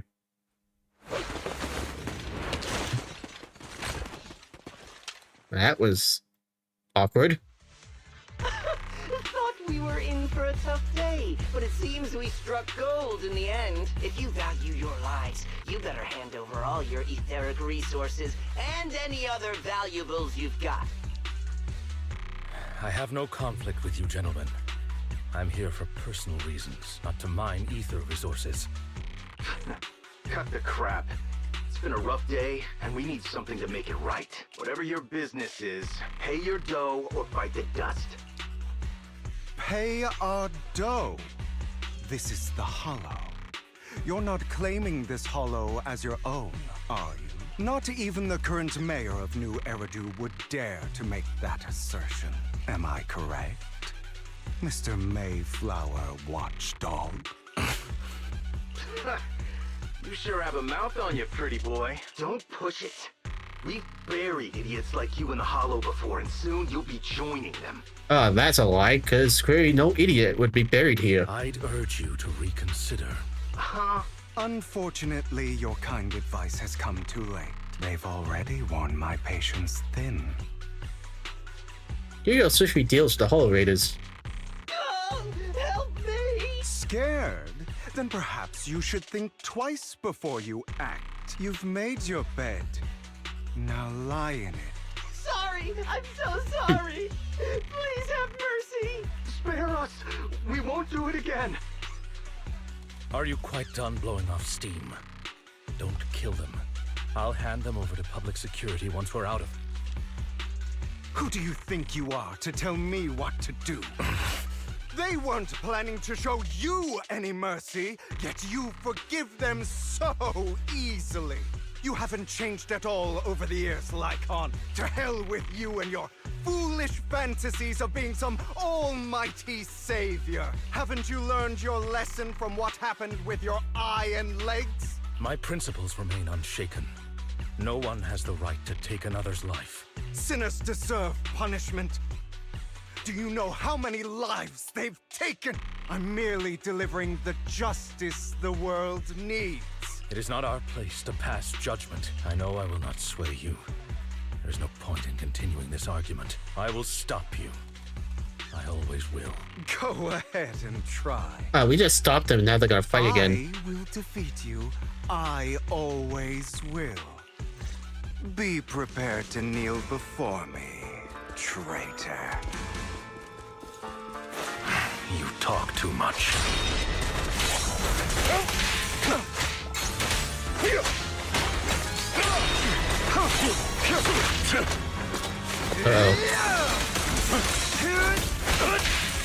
He's actually fast.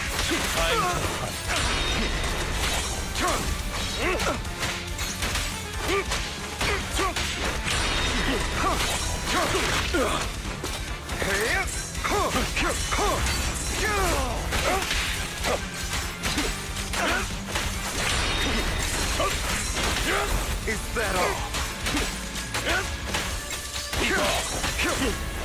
Beg for mercy.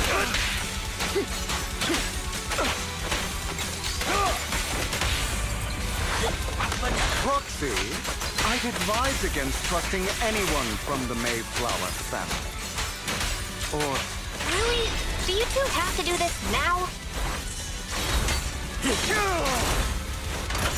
My apologies, dear manager, but I'm itching to teach him a lesson. Shut up. Gotta focus.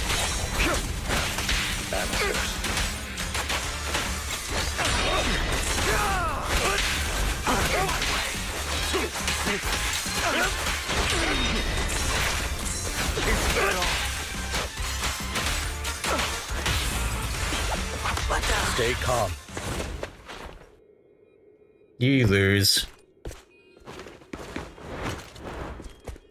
Ah, you coward.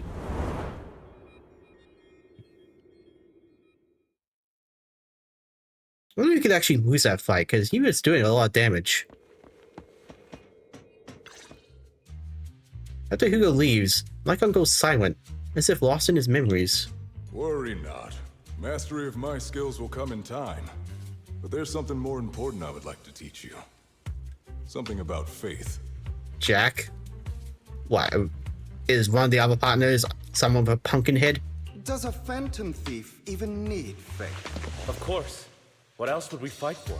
For wealth, fame, and power to stand at the top, so nothing and no one can imprison us. Isn't that what everyone desires?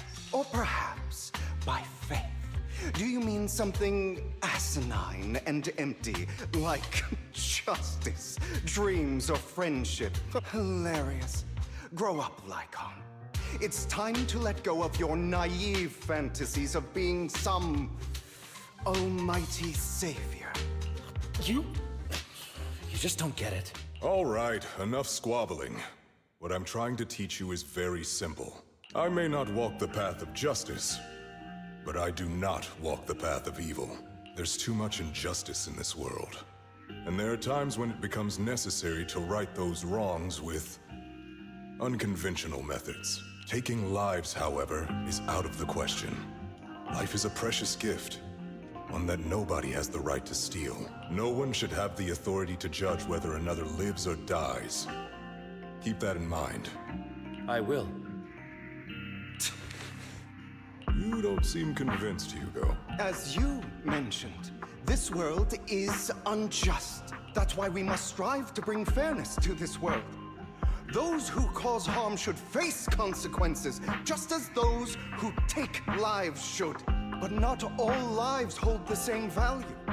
Sometimes, you may need to eliminate one if it means saving more. You're too proud. Your pride may lead you astray. I have my own path and beliefs, Jack. I'll determine for myself what's fair and unfair. Hey, watch your mouth. If it weren't for Jack, you'd be dead already. You're a smart kid, Hugo. Skilled too. You could easily take the life of a sinner. However, what if one day you found out you were wrong? What if that so-called sinner were innocent? Could you bring them back to life? I wouldn't make that mistake. To err is human. Everyone is bound to make mistakes.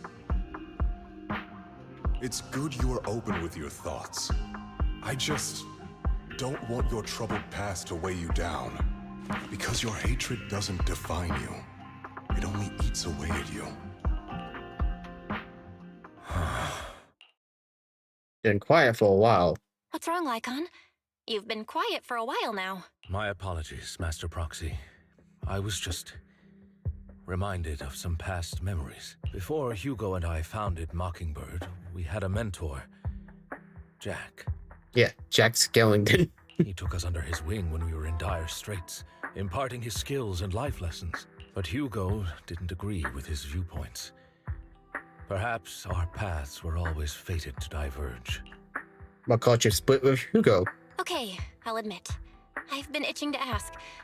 Why did you two split up?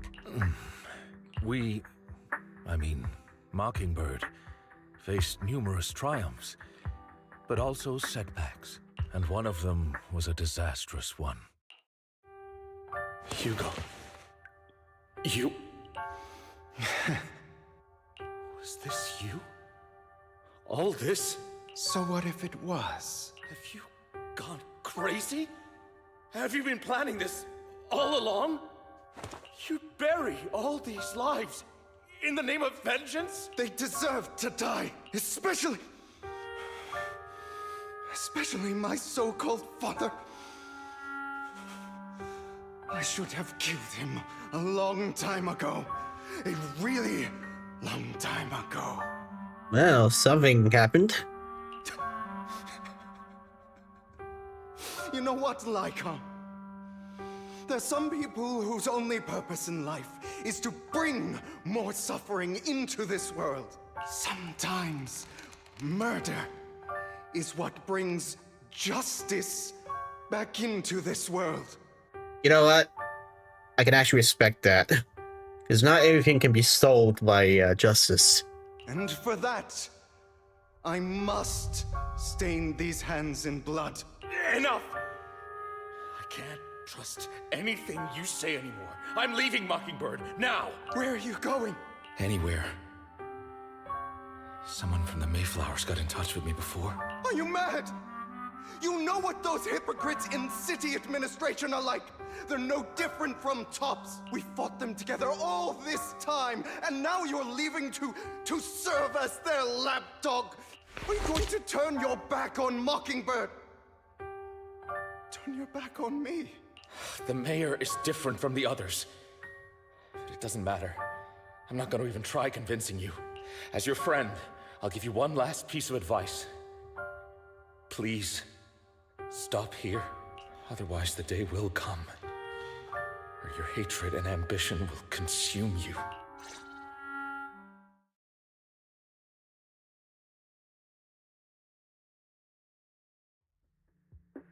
My apologies, Master Proxy, that you had to hear such an unpleasant tale. Hugo came from a powerful family, and his relationship with them was always strained, especially with his own father. So much so that Hugo wanted to personally put an end to him. After shouldering a mountain of injustice, Hugo ran away from home. That's when Jack and I met him, and that setback that Mockingbird suffered turned out to be intimately connected to his family. I had thought it was just a normal mission, when in fact he was plotting revenge. He took advantage of me and everyone else there. I do not mean to pass judgment on him and his decision, but I refuse to accept a partner who is willing to trample over other people's lives for their own desires. Perhaps his family left a mark on him that continues to influence him to this day. In any case, Hugo still has the sacrifice core. We should contact the mayor to plan our next moves. Call goes through immediately. A pleasure to speak with you again. Lycon has already filled me in on Mockingbird stealing the sacrifice core. I'll deal with it. Is there anything we can do to help? Anything else we can do to help? I mean, we didn't manage to complete our mission. No. You've done well. It's just not appropriate for you to get involved in what's to come. We've been through worse. We've been through far more dangerous situations. Plus, we've dealt with Mr. Mockingbird before. So maybe we could help you. Really, I appreciate your kindness. It's just... Very well. Seeing as you're all people I know I can trust, I'm going to be frank. Not long ago, I received a letter declaring criminal intent. Sir. Lycon, I know you don't want to place them in danger. I feel the same way. However, I believe they deserve to know the truth. That letter threatened to use a sacrifice to take vengeance against the entire city of New Eridu.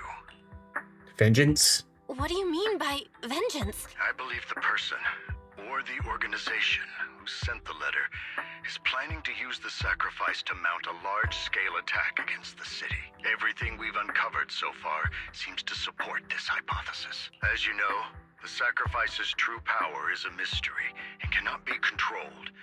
If anyone attempts to use it as a weapon, this is no small issue. If this gets out, it'll send the public into a panic. Please promise me you'll keep things confidential. Then let us help out. Then let us help out. We can do our part too. But it's like I said before, it'll be too dangerous for you. Whichever way you look at it, you're still citizens of New Eridu, and as mayor, it's my duty to protect you. Plus, Carol would be furious with me if I put you in danger. If she were still around. Anyway, I'm not at liberty to discuss this matter any further. Please rest assured that we will handle things properly as the administrative authority of New Eridu. That's right. Master Proxy, please trust us. So that'll be all for today. Goodbye for now. So, is that it?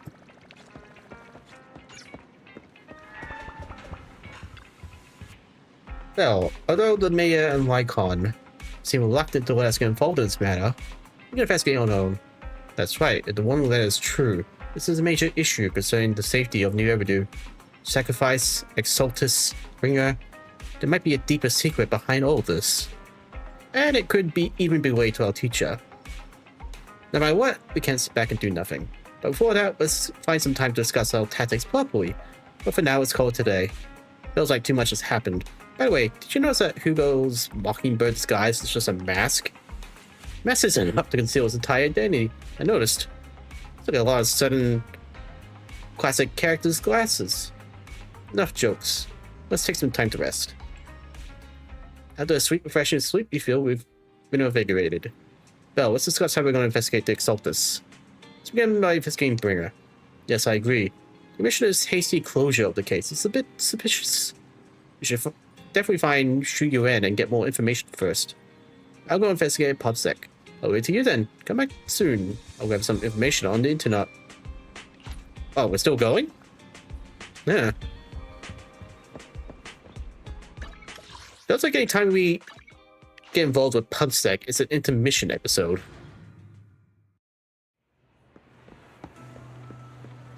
I'll have to work overtime to finish this mission report.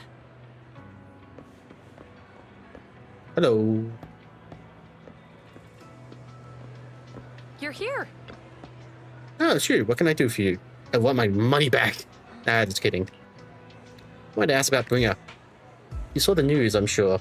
Commissioner closed the case citing personal misconduct. When he found this strange and wanted to investigate further, there's been a lot of obstacles. It's as if there's a hidden force that doesn't want me to get involved in this matter any further. Sounds suspicious. Yes, but it could also be my sensitive position. As far as I know, after the case was closed, the items left behind by Inspector Bringer were all sent to Hull Special Operations for processing. However, those items have already been screened within the Bureau. There's nothing suspicious about them. If you're still worried, you can also go there later and ask. Also, my colleagues at PubSec. Most of us have worked with Inspector Bringer to some extent, but they might know something. I'd love to investigate with you, but I've been busy lately. There's an organ trafficking case recently. Oh god. And some other odd missing persons case as well. No worries, I'll investigate on my own first. Alright, just let me know if you have any questions. Okay, so clearly some organization might be making more sacrifices. And organ trafficking is how they're doing it. How can I help you? Do you know Bringer? You mean Inspector Bringer? Oh no, he's not Inspector anymore. I'm not very familiar with him, but I did help organize the things he left behind. Looking at it now, I guess he could be considered his estate. Is there anything special about them? Special? No, just ordinary things. However, I heard from other colleagues that Bringer had a notebook he never parted with. I couldn't find his notebook and his belongings. It's probably lost somewhere. Anyway, everything that's been sent to hold special operations, I think it was Section 6. Maybe it's because the High Arts suspect there's a mole in Public Sec. Perhaps. Oh, citizen, is there anything I can help you with? Did you know Bringer? Mr. Bringer, I know. I once caught him in the bathroom secretly recording his to-do list for the next day with a tape recorder. Probably worried that he would forget otherwise. Is human memory really that short, or was it just Mr. Bringer? However, if there had been more others in the bathroom at the time, Mr. Bringer probably wouldn't have done that. It's because I'm a bamboo that I happen to witness something like this. Okay, so tape recorder. Is there a problem, citizen? Do you know about Bringer? About Bringer. Wait, you're not a reporter, are you? I'm just a curious citizen. Oh, good. Bosses told us not to talk about Bringer. Or we read about reporters being careless with what they write. Much like a cop being careless about who he's talking to. I really don't know why he turned out this way. He used to be a good person.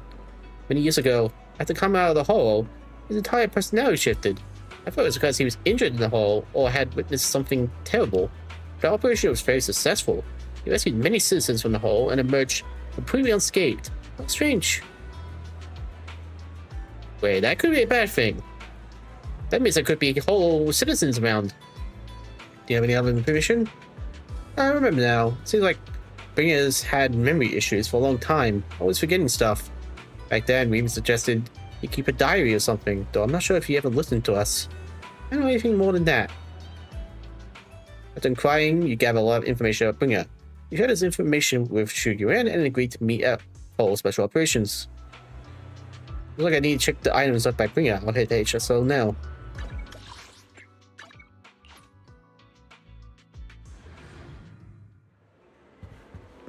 And just like that, I got in without any hassle. Hey, you too.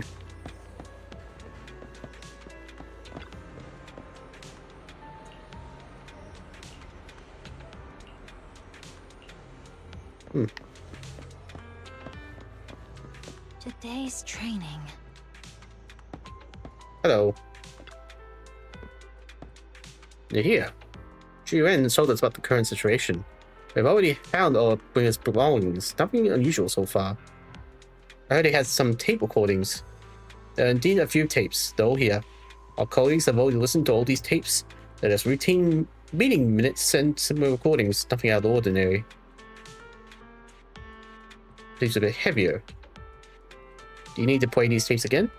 There shouldn't be any need of that. These recordings have already been reviewed by both all the special operations and PubSec, so there shouldn't be any issues. There's one that's heavier than the others. Indeed, the weight of the tape is different from the others. Let's take a close look. And everyone just shifted positions. After carefully examining the special tape recording, you discover that there seems to be an encrypted message within. I see, this must be the reason for its weight. But how can we decrypt it? Then we'll leave it with you. Wow. Encrypted with a rhythm game. I think it must have been that stupid.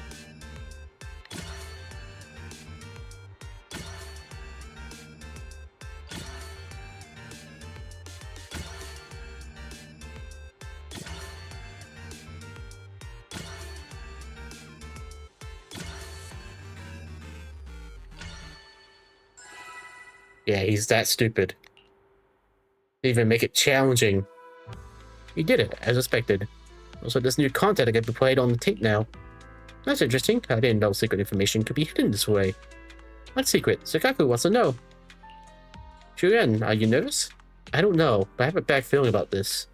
After all, he put so much effort into hiding it. There might really be an answer inside. Let's listen to it now. You're right. No matter what, I have to face the truth. All right, let's get started. I'm probably not getting out of this hollow, but at least this tape recorder still works. Let's say these are my last words. I gave away my anti-corruption equipment to save those civilians, so I'm not in good shape. Unfortunately, we came up against a horde of ethereals right after that. I rushed over to fight them off and tried to save the civilians, but in the thick of all the fighting, I turned back and realized that I was somehow alone. Nobody was behind me. Luckily, I managed to defeat the Ethereals, but the wounds and corruption I sustained in doing so should be fatal. I don't mean to cast the blame at all here, and if any of my colleagues ever pick up this cassette, I hope that nobody is ever held accountable. It's just human nature. It's normal. I just have a few regrets. Oh, what's that over there? Yeah, long, raspy, and creepy voice. Noise. I've seen a miracle. Yes, that thing is right. So long as humanity is in constant conflict against the Hollows, we'll never be able to grasp true power. Only by embracing everything. It's the only way. Only by embracing this power can everyone survive. Oh, Creator, please grant me this. Oh no, we're dealing with some type of whole pope. The room is left in complete silence as the cassette finishes playing. Juan in particular looks crestfallen. Are you okay? Are you okay, Jiyuan? Don't be so sad. Thanks. I'm okay. It's just... even though we had our suspicions, now that everything is out in the open, I can't help but feel a little... well, at least now I know the reason why he changed.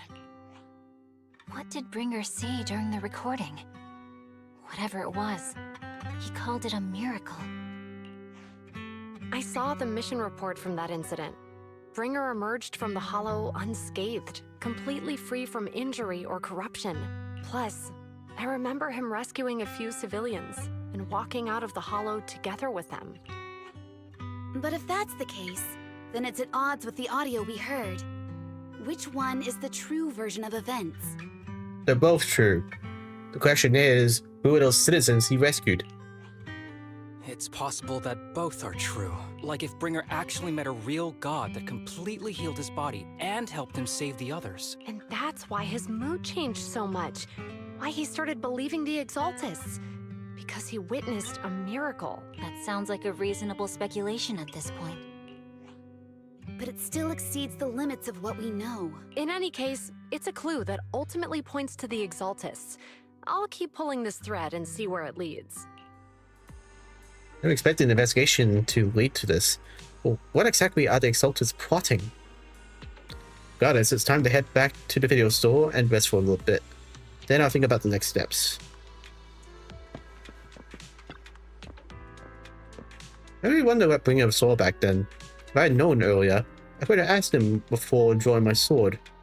Your sense of humor has improved, Chief. Everyone, I just spoke to Shi Yuan, and public security seems to be very busy lately. Are you talking about the cases tied to Tops? Anyway, it's not like that our concern, you know? Of course, Tops hasn't exactly been peaceful lately. Word is that PopSec has been pulling threads and found something that was connected to those illegal drugs I was tracking. The Mayflowers over at the city admin have been making moves too. In any case, these elites of New Eridu are starting to stir. They might be in for quite a show soon. What I mean is, if public security is too busy, some Hollow-related cases will be transferred to us. Huh? Poor Saba. I still gotta do his story. Anyways, back to the store. I've been waiting for you for quite some time. Well, sorry, I've been busy.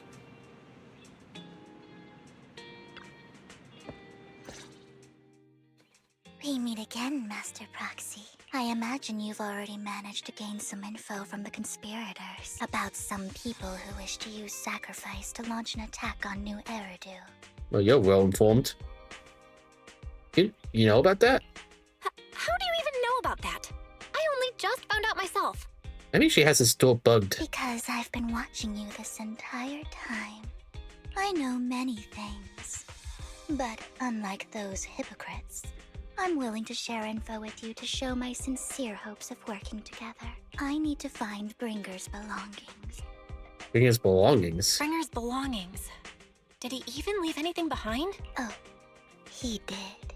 I have complete confidence in my intelligence network. All the more reason for you to work with me. You've probably already guessed, but what Bringer left behind will be crucial for cracking the alleged sacrifice attack. Find it, and we'll finally know what they are after. What do you mean by they? Who do you mean by they? The Exaltists, of course. They're always lurking whenever something related to sacrifice comes up. Actually, the Exaltists and I, we have a bit of shared history. But no more than that until you officially agree to work with me. I'm still not sure. I'm still not sure. What's not to be sure about? We both share the same goal, and I won't harm you. Yeah, but your whole motive is in question. By the way, might I ask, you're not proficient at in-hollow combat, are you? Why is everyone pointing that out today? No, I can't fight. I'm a proxy after all. Nope, I can't fight. As I expected. Not to worry. You're an invaluable proxy. All I require is for you to guide me. I mean, not even my darling Lord Phaethon can fight in the hollows. Hang on, what did you just say? Hang on. What did you just say? Your darling Lord Phaethon? I knew it. She thinks Euros is the actual Phaethon. That's right. The best proxy in all of New Eridu. Lord Phaethon. Don't tell me you don't like him. It's not that I don't like him. Actually, I'm Phaethon. You're probably not going to believe this, but I'm actually Phaethon. You're an outstanding proxy, that's true. But Lord Phaethon's a cut above. No one could ever replace Lord Phaethon. Okay, we should probably bring Lord Phaethon out right now. But I know how you feel. You're actually one of Lord Phaethon's fans too, aren't you? So he's your biggest role model in life and you hope to become just like him, right? Wait, so who's he? You're right, I'm a fan of Phaethon. Fine, you're right. I'm actually a fan of Lord Phaethon. Then we're fellow fans! Wonderful. I feel so much closer to you now. At those people we joined Vivian's informal fan club, you listen to her go on about her love of Phaethon for nearly an hour. Then meanwhile, Euros just walks out like, da da da da da, and then sees the gushing going on, and then turns back around. Oh my. Once I start talking about Lord Phaethon, I just can't help myself. Look at the time. I suppose that's all for today then. I'll be in touch with more news. I was so caught up in chatting with a fellow fan that I almost forgot why I'm here. I found out where the remainder of Bringer's belongings ended up. They should be hidden in the hole and out of ring. Then to make some preparations. Let's meet up with Bracewood later. Don't worry, I'll protect your proxy. Won't let you get hurt. Speaking of, how do you know we're proxies? Because, him. I gathered the information from my intelligence network, of course. Yeah, you're working for Hugo. I may look this way, but I got a pretty impressive job and I know many secrets. Guess we're getting to work together. What's the deal with you and the Exaltus? I must foil the Exaltus schemes. Whatever they're planning, I'll stop them. This time, I absolutely cannot. Look, let's think of it as personal beef with the Exaltus. Whatever the case, we're on the same side here. It's getting late. I need to go back and make some preparations. See you in Bracewood. Vivian leaves in a hurry. She seems rather reluctant to discuss her relationship with the Exaltus in detail. Belle, are you sure you want to head straight into a hole? Maybe we can use that old method and connect to Euros instead. That would be the safer option. But if we connect to Euros, Vivian might recognize us. After all, she's our fan. That way I have you with me. If you insist, Belle. Alright then, but if anything happens, make sure you stay safe. Even though we can stay in touch at any time, I still worry. Vivian will protect me. I will protect you too. If anything happens, I'll get back up for you immediately. Now let's take a break for now and wait for Vivian to contact us. After some time, a message from Vivian. Wow, we're just going straight into it. Time to hit at Bracewood and meet her.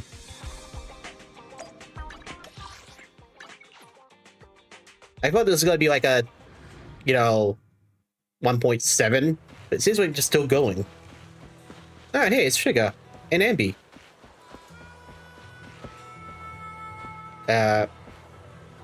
Where's Vivian? Proxy, you're here too. I didn't expect to run into you here. What are you two doing here? What are you two doing here? And is that a new look I see, Ambi? I'm here to investigate that incident. Recall the incident you experienced with Ambi and Trigger. The relevant details have been recorded as tapes and logged into the video archive. If you had time, you should go and refresh your memories with them. Sure, maybe next stream. I've recently dug up some clues about the person behind the operation, but my key contact is ultra cautious and keeps demanding me to prove my identity. So, to gain her trust, I decided to meet her dressed like this, now that everything is completely finished. This uniform doesn't really represent anything in particular. For me, it's just another outfit now. We all have to move on someday. I'm helping her. I want to make sure whoever's behind all this is caught. And who's this young lady? Her name's Vivian. She's my friend. Her name's Vivian. She's my friend. We're here investigating a few things ourselves. Ambi, one of the Cunning Hair's most powerful members. And Trigger, an Opal Squad sniper. It's an honor to make your acquaintance. You know us? Looks like someone's done our homework. Is it because of the proxy? You two are practically celebrities.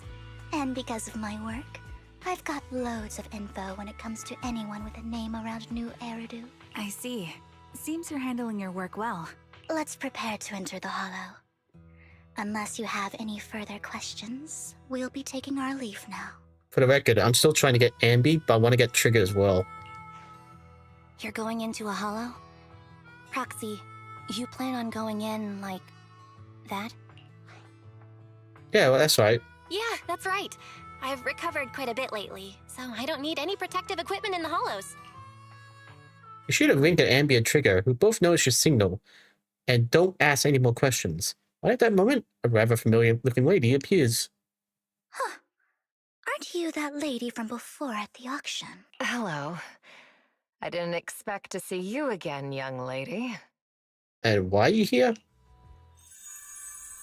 Uh-oh. She's a Soltis.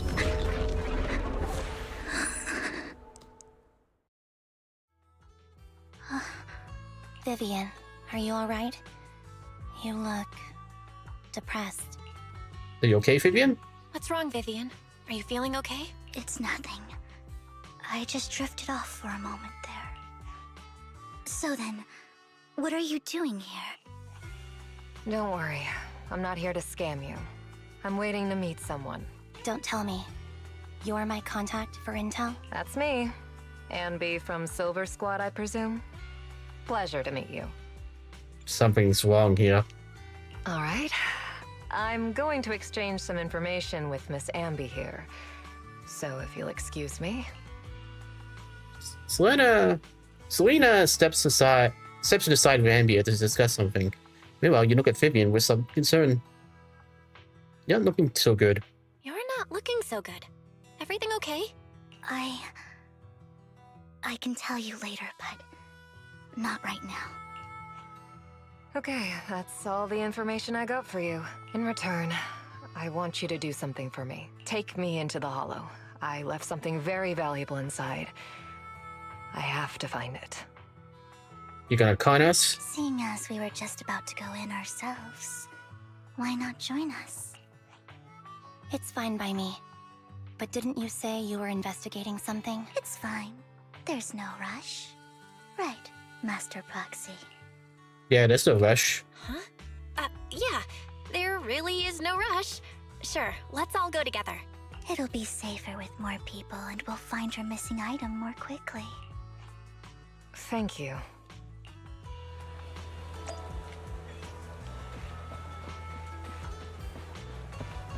Wait, we're going down.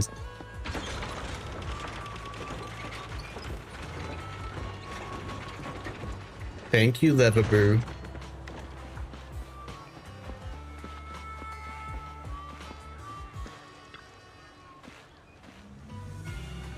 Why did you suddenly decide to help Selena? Roxy, do you believe in fate? I believe what you said before about the Chosen One. You still remember that? That was something else. Foxy, I actually... No, it's nothing. Let's hurry and head into the hole. Okay, this Selena is definitely gonna be some sort of trap.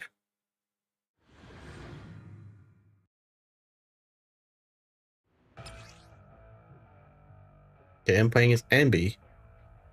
And Trigger, cool.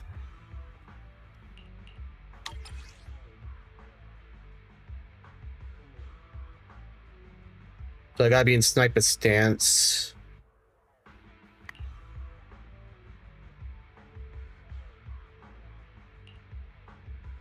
Okay.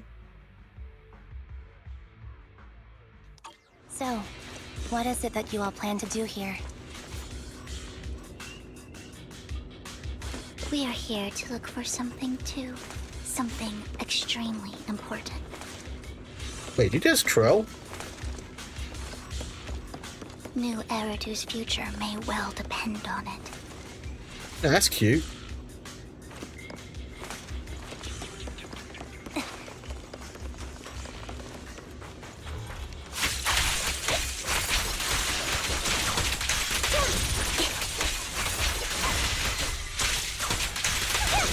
Save your strength. Ether vision activate.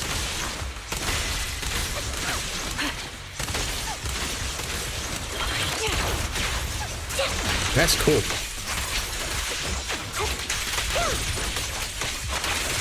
You're in my sight.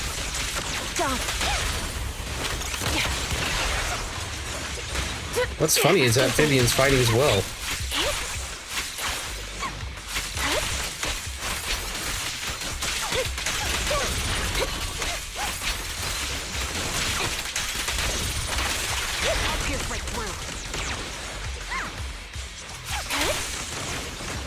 Engaging, adjusting for wind. Now it's my turn to ask questions. What exactly is it that you're investigating?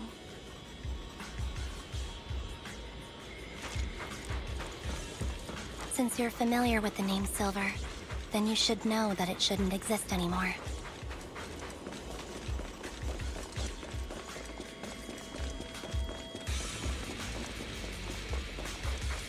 What I'm investigating has something to do with it.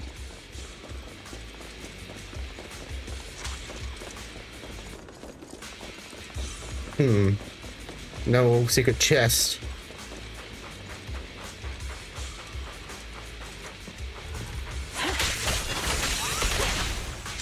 Recalibrating.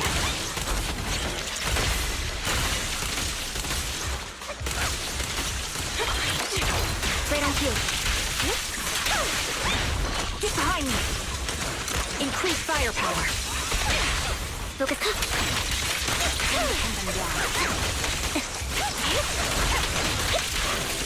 Right over there. It won't back down. The target's weary. Sniper's Creed. One shot, one kill.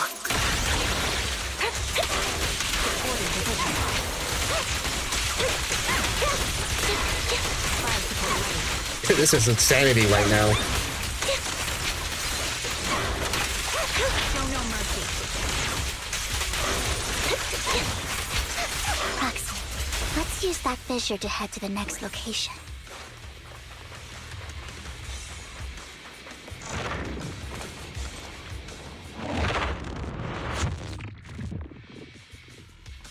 This is the place.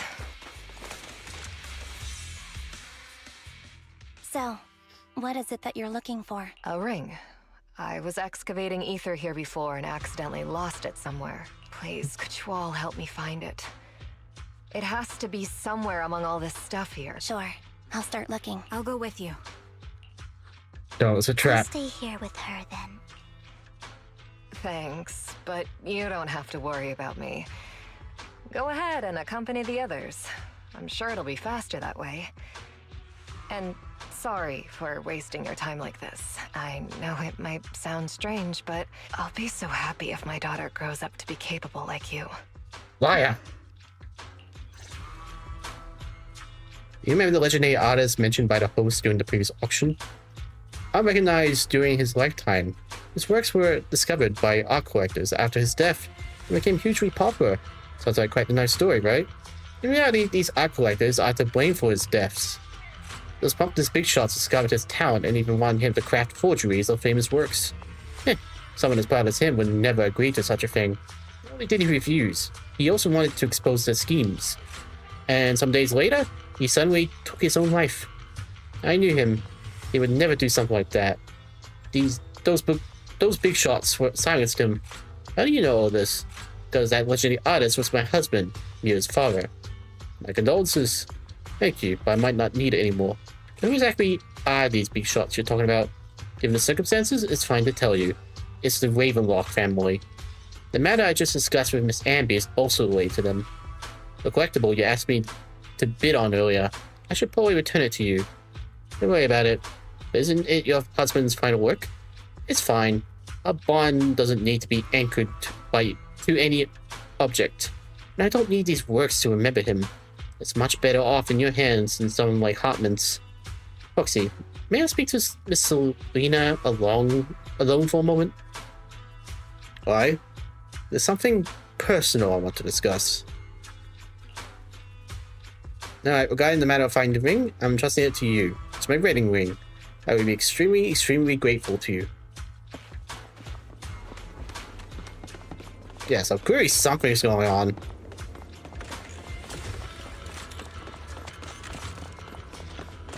I found some food left in the hole for unknown reasons. Hearing no sign of the ring Selena's looking for among these items. Foxy, if you're hungry, I brought some food with me. Do I really look like I want to eat some of these leftovers? You actually do, just a little bit. There's leftover food here. I don't want to imagine what's inside the bag.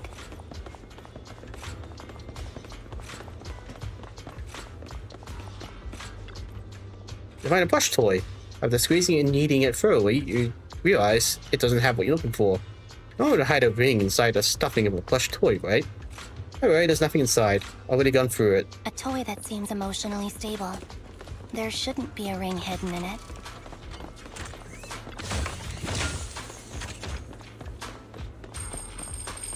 Let's get the other chest.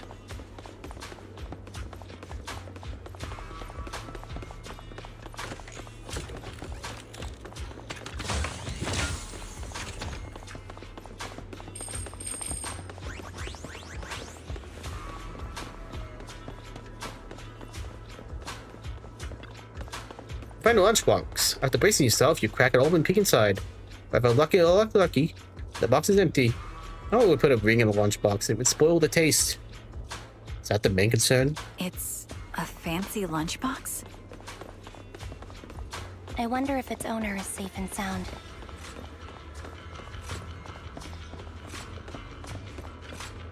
You find some scattered oil barrels. While carefully searching, you find nothing resembling the ring inside them. Does Selena actually want to find the so-called ring? What do you mean? She said she's looking for a red ring, and she also said she doesn't need any objects to remember her husband. I've been searching here for so long and found nothing at all. Maybe the ring never existed in the first place. It was just an excuse. Let's go back. Yeah. You seemed worried for a while now.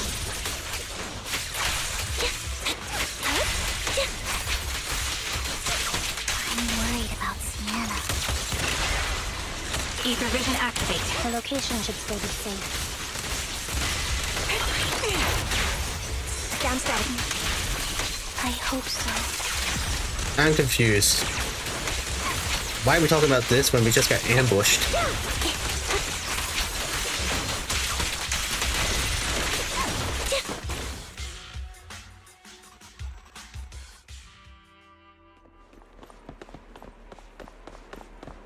I bet she's gone.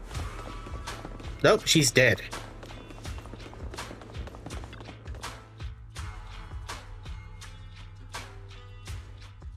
Until you return, you discover Selena with her eyes closed peacefully. Her vital signs are gone. What happened?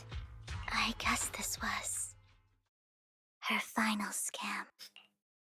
Shortly before, There's one thing I must remind you. Your time is running out. I'm not sure how you can tell, but you're right. I'm going to die in here. That's My plan. I'm very sick and don't have much longer. If I try to get treatment, it'll just be a burden on my daughter. So I scam my way through a bunch of physical exams and managed to take out a hollow corruption policy through Ravenlock Insurance. Once some time has passed, could you please take my corrupted body out of the hollow? That will secure a generous compensation package for my daughter. Yeah, I bet Ravenlock won't pay it for shit. It's only what the Ravenlocks owe me. A pity, yes. But it's the only way I can squeeze it out of them. What makes you think that will help you? I just trust you will. I'm just awfully sorry you had to get involved in this. But it's something I must do. I have to leave something behind for my girl. I have to give her a chance at life. If it's okay, could you also please pass a message to Mira for me? Tell her, don't worry. Even if Mommy's body is corrupted, withers away, and turns to dust, my love for you will always be there. Thank you. You're a good kid. After saying this, Vivian falls silent for a moment. She was betting that we'd help her. So, you were aware of this the whole time? Yes. Because I saw it. Vivian fell silent for a moment, as if recalling the memory of back when she shed tears in front of Selena. So, she has the ability to see through the future of people? You might not believe me. Yeah, I've had okay. the ability to see the future since I was a little girl. But the things I see are always something bad. Plagues, deaths, disasters. That's all I've ever been able to see. It's all that kid's fault! She's seriously jinxed. I always try to avoid her. Otherwise, she'll say something rotten that ends up coming true again. Prophecies, she says. Like she's not the one bringing the bad luck upon us. It wasn't me. I didn't do anything. Sorry. I'm sorry. What good is saying you're sorry? Things like this keep happening every time you open your mouth! How unlucky. She shouldn't be here. Nobody wants her around. If only she would just disappear. I just wanted to warn you all. I'm sorry. Never recounting the stories of our past, Vivian stays silent for a long time, just struggling to break free from the shackles of those dark memories. Every time. Every time it's the same. In the end, there's nothing I can change. Sometimes I even wonder whether it's me predicting these things, or if my very existence is manifesting these calamities. It's not your fault. Vivian, it's not your fault. You were just trying to be kind and warn them about impending disasters. I can tell it's never been easy for you. Thank you. No matter what. I just hope she finally gets to rest in peace. I hope no misfortune, whether I foresee it or not, ever happens to anyone. So, Miss Vivian, do you always cry when you have a prophecy? Yes, every time a prophecy appears, I can't help but shed tears. I used to wonder if I could just hold back my tears. Maybe these bad things wouldn't happen. I just can't do it, no matter how hard I try. I just can't. You're being too hard on yourself. Vivian falls silent for a moment, seemingly unwilling to continue the topic. Serena says that the compensation from the Ravenlock family's whole corruption insurance is enough to settle her daughter Mira for life. Though it's hard to imagine the notoriously stingy Hartman engaging in such a money-losing business. Maybe Tots demands it. Maybe he wants to improve his reputation. Yeah, I think so too. Actually, there's been rumors that the Ravenlock family has fallen out of favor with Tots for a while now. That's why they're becoming so desperate, afraid of being abandoned by the mighty Tops. Selena is actually a skilled intelligence broker. She retired from the business a while ago. Let's see. I wonder if she was able to gather classified information. She said she tried many ways, but everything was useless against the untouchable Ravenlock family. She still couldn't revenge her lover. But I believe everything she did was meaningful. The same goes for you, Miss Vivian. Everyone, it seems, their fields are nearby. It's not safe to linger. Let's keep moving forward. Roxy, do you believe that the future can be changed? Should we even be leaving her body here? kind of an out-of-the-blue question. Let me think. I think it can.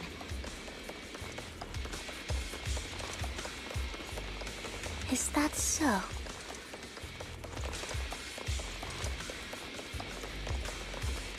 In my memory, this has happened countless times already. Focus fire. Recalibrating. Why can I only see these misfortunes? Why can't I even have a sliver of happiness?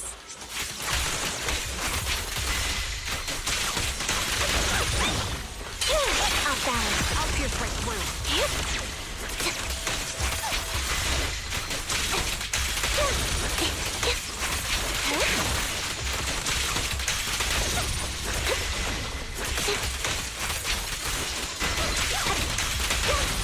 Keep up the adjusting for wind.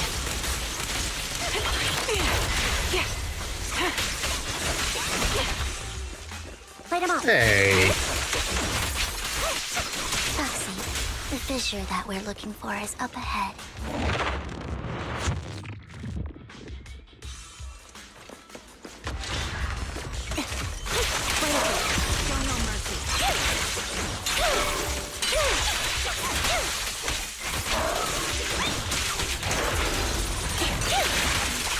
You're in my sight.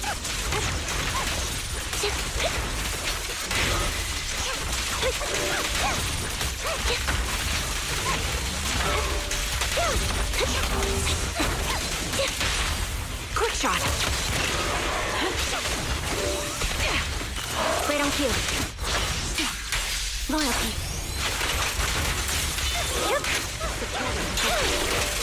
I'll pierce right through.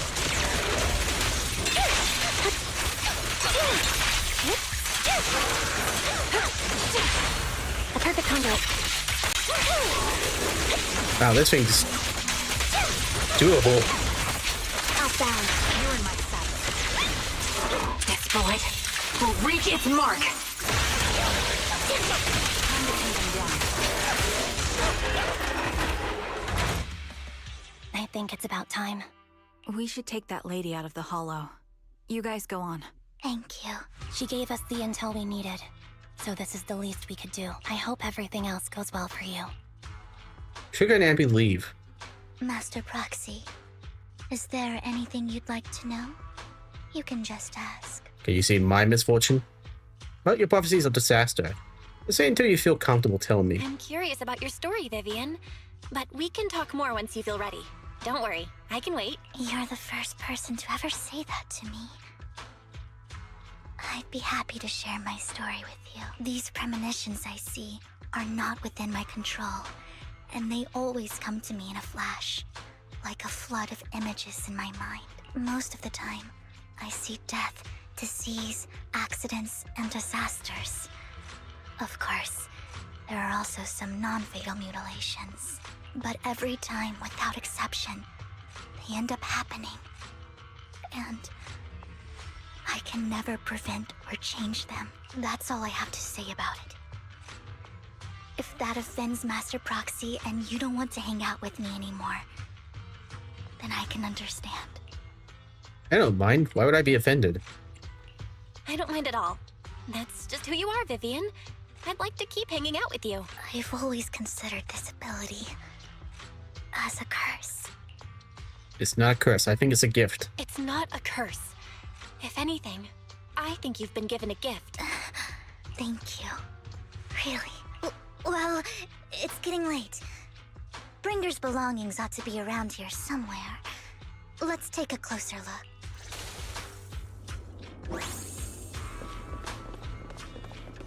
Can I go up the stairs? No. Found it. The vending machine. Bringer's belongings are probably stashed away in there. Why? Why the vending machine? That's the intelligence I got. Maybe Bringer thought this was a good spot. Yeah, let's look around first. Looks like it isn't in here.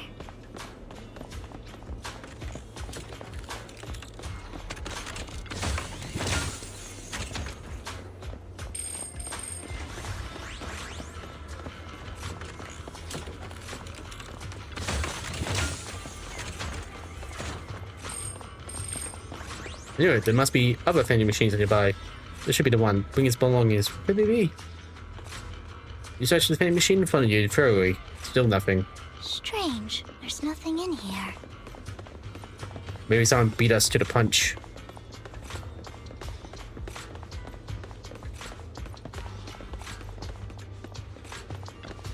Foxy, I have a feeling. I think his belongings are definitely inside this vending machine in front of us. Is this your prophecy? No, I never predicted anything good. Never searched it through. Can't search a vending machine and still find nothing. As you're about to give up, you kick the vending machine by accident. When a drink that would normally fall out, a worn-out notebook appears instead. Wow, Master Proxy. So this is how it's done. Your league's ahead of professional intelligence brokers. What the? Here you go.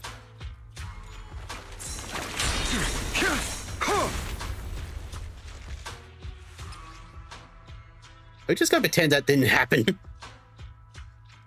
This is it. This notebook is what Bringer left behind, but I don't know what these markings on it mean. I heard that was supposed to happen after this cutscene. You and Vivian flip through Bringer's notebook, while Hugo is beating the shit out of them. You and Vivian flipped through Bringer's notebook together, ignoring the surrounding danger for some time, until the shriek of a vehicle suddenly rings out nearby. However, a moment later, a strange yet familiar figure materializes to block the vehicle, disposing of it with ease. Well, hello, Master Proxy. It's been a while. Oh, don't give me that scandalized look. I did just save your lives. I would have protected the proxy even if you hadn't appeared. I'm sure of it, but I happen to be in the area. Worry not, dear companion. I have complete confidence in your strength. Wait a minute, companion? Hang on, did you say companion? So you two know each other. Apologies. I didn't have a chance to mention it before. I'm actually part of the Phantom Thief Syndicate, Mockingbird. That's right. I was only able to slip in during the auction thanks to some help from Vivian backstage. So you were only bidding on the collection so you can get backstage. So, the whole time, you were only bidding on the collection so you could get backstage and mess with things? I warned you before. You can't rely on appearances. Don't worry, Master Proxy. We don't have any ulterior motives here. As you've probably heard, Mockingbird is a renowned Phantom Thieves syndicate in New Eridu that, despite its longevity, has managed to maintain the secrecy of its members' identities to this day. So, disclosing our identities to you is essentially the highest sign of good faith that a Mockingbird Phantom Thief can show. Kinda makes sense, but Lycon said... But Lycon said that you're very dangerous, and we should be careful. Then I imagine he's also told you about some of our past. And I'm sure you know that in a complex situation like ours, you shouldn't listen to either side over the other. Okay, so tell your backstory. Mockingbird's purpose is very simple, really. To form long-standing and cooperative relationships with outstanding proxies like yourself. We need your abilities. Before you make any decisions, please allow me to briefly explain the concept behind the Mockingbird Syndicate. We all know there isn't anything in this world that's fair. A prime example being the uneven distribution of wealth. People from tops splurge on luxurious collectibles, while the poor have to gamble with their own lives just to get by. Of course, besides wealth, there's also an unequal distribution in this world of happiness and suffering, hope and despair, love and hate. It's all just so unfair. What, you the ultimate vampire? Somebody has to do something to tilt the balance of the scales. And thus Mockingbird was born. We take from those who have far more than they deserve and give it to those who deserve to have more. If you ask me, that's enough to be considered a form of justice. I agree. You do have a point. I can agree with that. Thank you. I knew if anyone, you'd understand. However, Aside from these philosophical considerations, we also have a crisis on our hands to deal with. As you know, the Exaltists are plotting to use the power of sacrifice to launch an attack on all of New Eridu. We can provide you with all the latest intel, just like that notebook you found. Something those pompous housekeepers would never be willing to do. And the most crucial part of this whole game, the sacrifice core, is currently in my possession. I think that makes this a highly competitive deal. We share the same goal for the moment, stopping the impending disaster from playing out. Need some time to think about it. I need some time to think about it. How about this? If you still have misgivings about our upcoming cooperation, then why don't you bring Lycon along with you? He's got the support of the mayor's office behind him, and his presence alone is enough to keep me in check. That would put you more at ease, right? I guess. Of course, you're welcome to bring some other friends along, provided they aren't from public security or HSO. Yeah, because you would be able to handle Miyabi. Well, if those are the terms, you got a deal. Well, if you're willing to let my friends come along, then you've got a deal. Great. It's a deal. By the way, Proxy, this is for you. Collectible gift gifted by Vivian. Looks like an expensive and exquisite piece of art, but it seems hollow inside. Like, that mess with its value? Consider it a souvenir commemorating our first time working together. For now, we'll carefully look through the contents of that notebook. I'll contact you if anything comes up.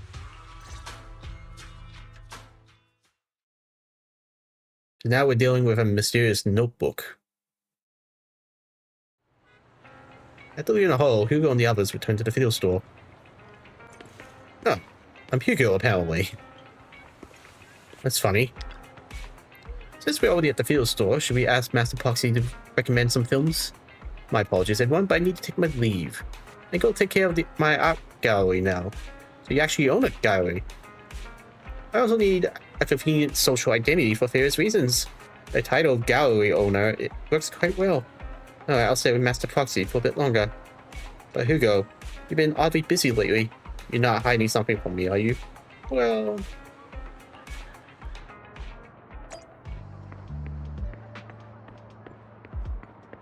Okay, so we're doing detective mode now.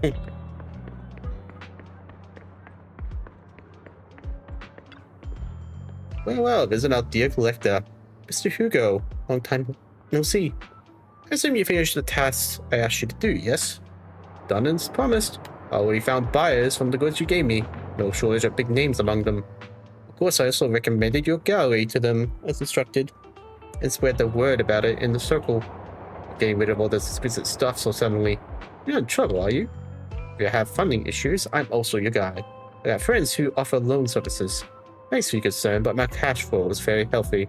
And I have more than just you as my middleman. In essence, I'm just looking to boost my gallery's reputation in the scene. Let's see, those rare pieces in your collection definitely caught a few eyes. I'm sure they're all looking forward to collaborating with you. Thank you for your kind words. Alright, it's getting late. I should head off now. See you next time. Now, time to find that guy. I remember him mentioning that he would dress up in something more presentable this time.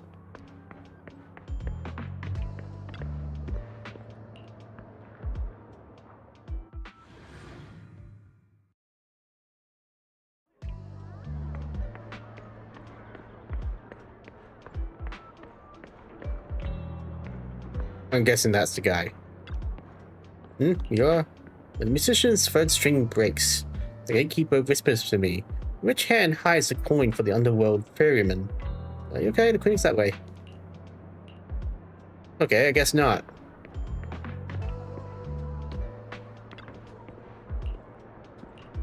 The left hand holds death. The right hand holds deception. The raven has already thrown away with the answer. I can't get over the embarrassment every time I say this. It's quite poetic, isn't it? The meeting with Hartman has been scheduled. He'll be waiting for you at the same private suite. Or should I say, waiting for Hugo, the renowned collector and gallery owner. Thanks, I knew I can count on you. Still, I have to ask. You're not looking to make the Ravenlock your enemy, are you? And if I say I am, now I can stop you anyway. You already caused the scene at the auction. That Wilbur Hero stunt. I can't believe you came up with that. Hammond's been on the move lately. That organ trafficking case from before is linked to him too. I also heard that they're dropping big money on some kind of drug research. Ravenlocks have always been a bunch of cold-blooded bastards, do all kinds of messed up things that make you little blood boil, and swept everything under the rug with money and power, leaving the victims with no justice.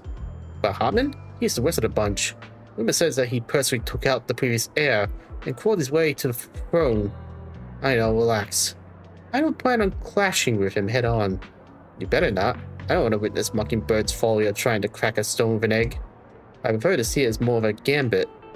I can never win an argument against you anyway. Don't forget, the Ravenlock's family in bed with those Exaltus lunatics. Who knows what awful schemes they are cooking up lately. In any case, as your old friend, I sincerely wish you all the best. Thank you. By the way, how's Lycon doing lately? I haven't seen him in a while. Well, I know you two split up, but it's been years. Are you still not over it? Don't know, don't care. If there's nothing else, I'll get going now. Alright, fine, good luck. Students nearby seem to have a tense discussion. You hear a familiar name. So that Mockingbird Phantom Thieves syndicate only looks flashy, but hasn't actually accomplished anything yet. Task remains unshakable, and those big families are just a step away from getting total control. It's possible that even the mayor can't keep them in check. Doesn't that mere existence of the Mockingbird serve as some kind of warning? Every time they release a crime warning letter, he erupts among the evildoers. Really? But what can they actually change? In the end, it's probably just a game. The big shots, Mockingbird is like a fly. Annoying, but not deadly. So they just let it be. So what do you think should happen? If you ask me, you have to dismantle everything from within if you truly want change. Without power influence is so futile. The first step should be accumulating resources by any means necessary, and if possible, join tops. After all, to establish a new order, the old one must be demolished. Just like how the creation requires destruction. That sounds exactly like something a film would say. If it's really possible to join tops, many would probably defect immediately. True, we would turn down money.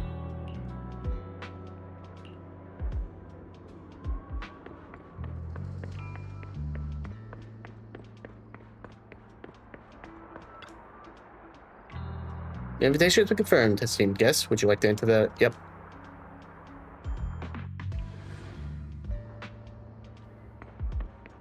Yo. You're the one who has business with Master Hartman? Correct. Master Hartman's time is extremely valuable, and he has graced you with this meeting amid his busy schedule. I sincerely hope you bring something substantial to the family. Aha! Really not. I stand here precisely because I have enough leverage. You had better. How about it?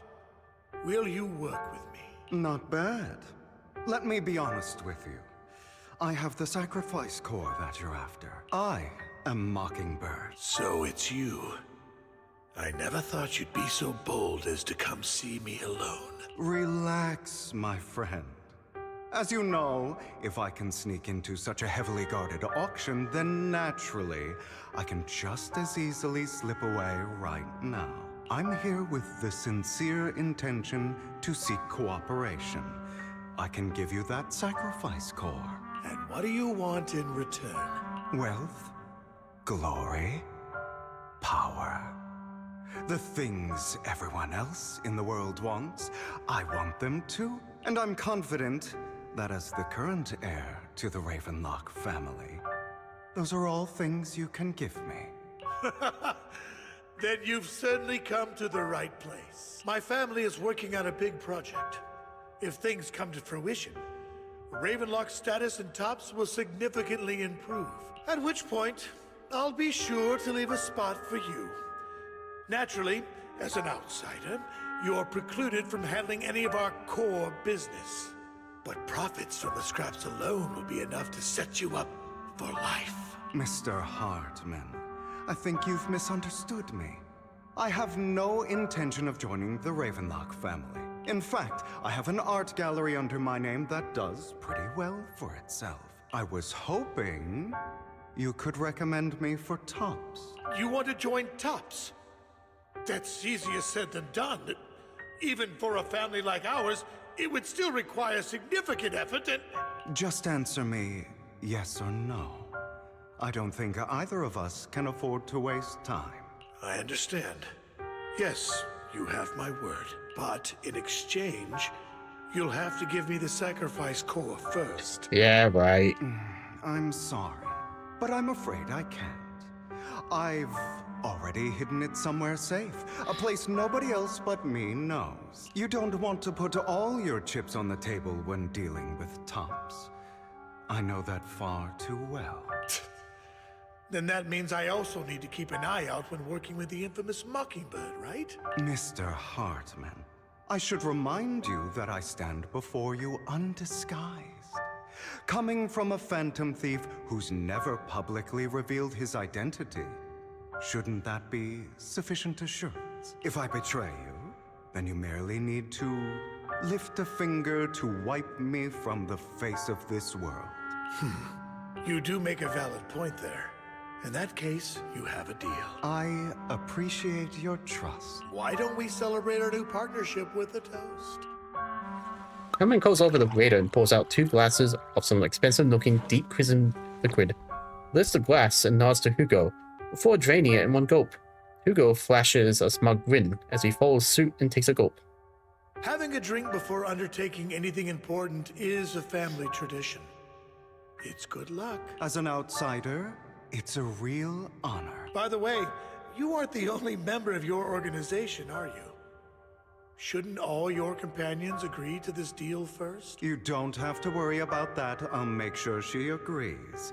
Otherwise, I'll get rid of her too. Seems you'll do whatever it takes to get things done. Great things lie ahead for someone like you. All right, let's leave it at that for today. I'll contact you about what to do next. So Fabian doesn't know either? Well, maybe she does. That's him! He's the one who killed Serena! She was the only one who was ever any good to him, right? That's how he repays her? That's why they say once a mongrel, always a mongrel. Just look into his eyes. Father! We have to punish him! Serena had been ranking ahead of him. Hugo must have poisoned her water so he could pass her. Pure evil. Typical for an impure bloodline. He should have been kicked out ages ago. Hugo, did you do all this? Yes, it was me. I killed her. He admitted it! Father, he must be expelled. He has no right to live under the same roof as us. Why don't we reunite him with Serena then? Nobody would ever know. Hugo, well done. My children, how many times have I told you before? In this world, only the most ruthless, cruel, and unscrupulous of people ever make it to the top. Yep, he's a bad father. Like Hugo here, who was willing to murder his only true loved one without a second thought. Only someone with the means and the gumption to do that is qualified to be my heir. But I... It's all over now, and the results are obvious. The winner of this month's assessment is Hugo. As for the rest of you, go to the usual place for the punishment you deserve. But Father! Before this, I was #1. As I've told you before, there's only room for one winner in this family. You're still a loser, even if it's by the smallest margin. And there's no reason for a loser to exist. This is all for your own good. Do you understand? Go on now. Receive your punishment for the sake of the family. Yes, I understand. I'm sorry.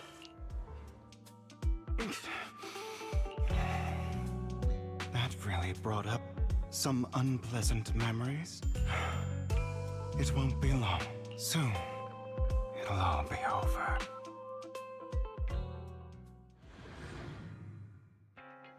On the other side, after Hugo leaves. Foxy, you look like you have something to say. But that chosen one.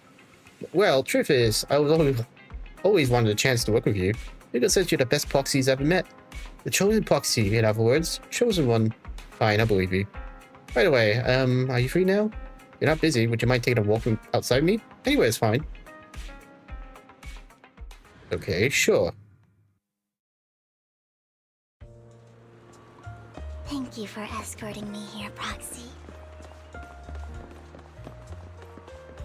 Today was quite eventful. If you're a child that only brings misfortune. People have been saying that about me for a long time. I'm just gonna stand here and wait for it to talk. I used to feel hurt and resentful. But now that I think about it, it's perfectly normal for people to react that way.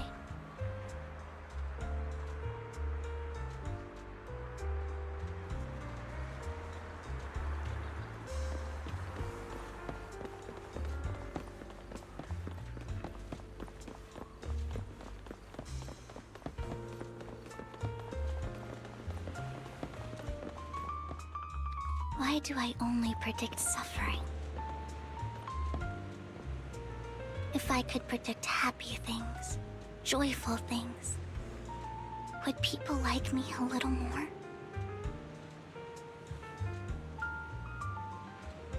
Maybe fate truly is set in stone. Often, I want to help these people avoid their miserable fates.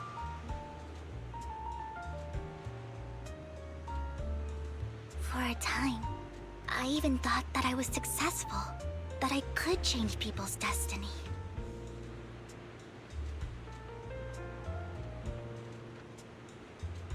But it was all an illusion. In the end, I couldn't do anything at all.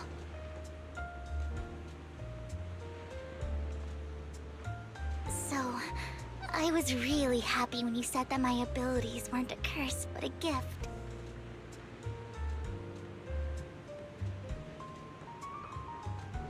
Thank you, Proxy. I'm so glad to have met you. I'm glad to have met you. And you're also a fan of Lord Phaethon. It's like we were fated to meet. I have to introduce you to him. I don't know why, but I feel completely at ease when I'm by your side. I feel like I'm free from judgment, from blame.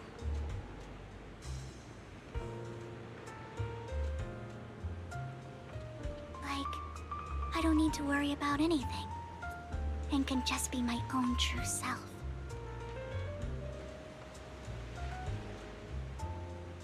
Perhaps people really do possess an aura, and ours just so happen to be extremely compatible.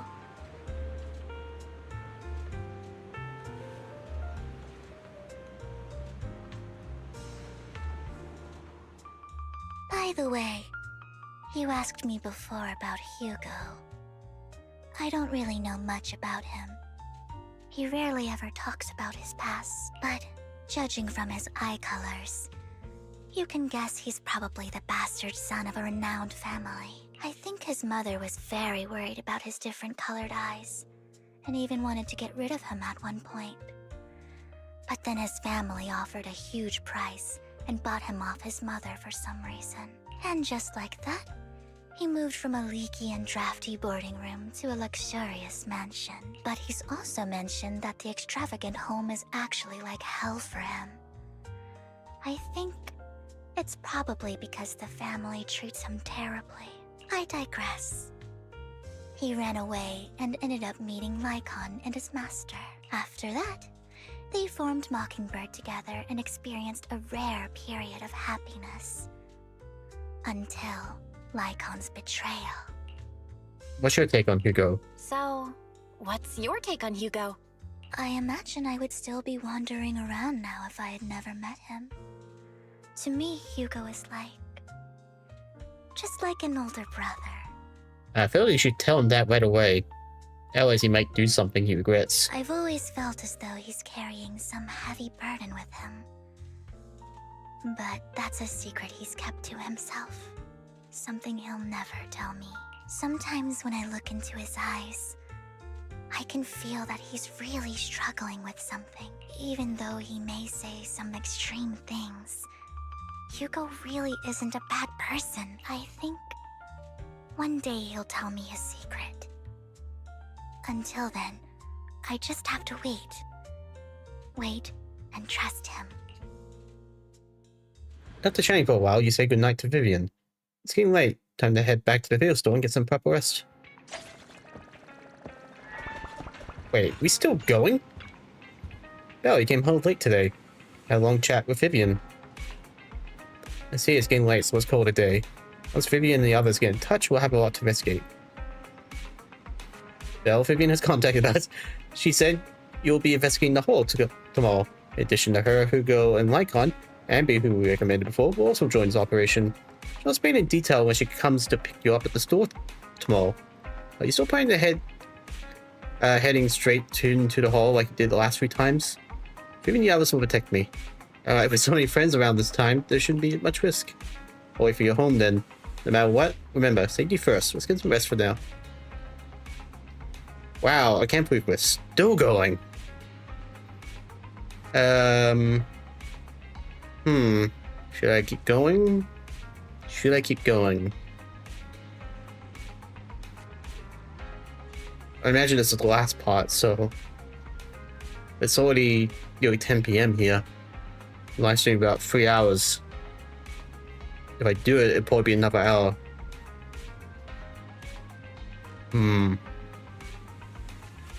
Fine.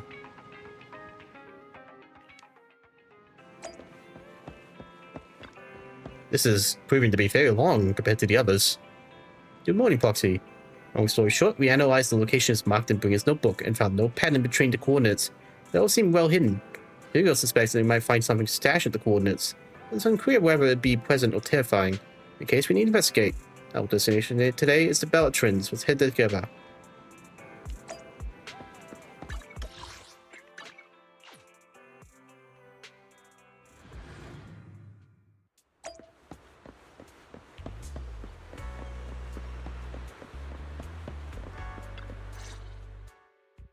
It appears we're the first to arrive. I thought we were running late.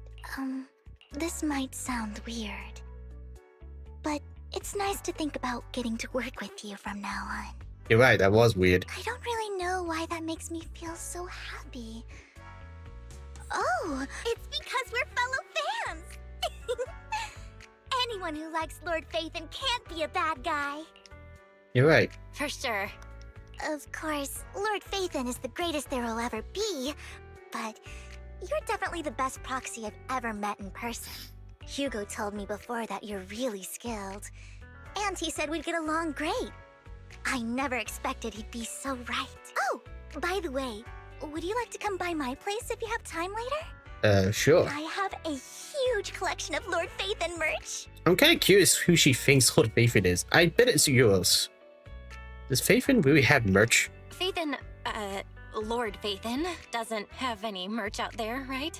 I mean, we don't even know what he looks like, for starters. It's all my own original merch. Like screenshots of old internet comments. I print them out and turn them into postcards. Plus the avatars Lord Phaethon's used, the music playlists they recommend. I've organized it all. You recommended playlists? I'd love to show it all to you if we get the chance. Yes, please do. I'm super curious to see all that. Please be sure to show me sometime. Splendid! Let's book a time and you can come by my place and see all my Lord Phaethon merch! Speaking of which, what's taking those two so long? Hugo said he had some preparations to do before entering the Hollow. I wonder how that's coming along.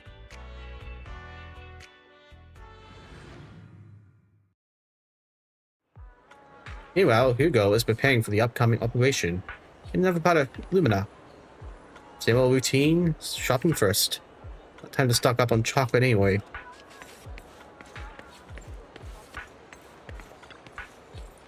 Rations, bottled water, and those chocolate coins. I'll take all of them in a bag. Thank you.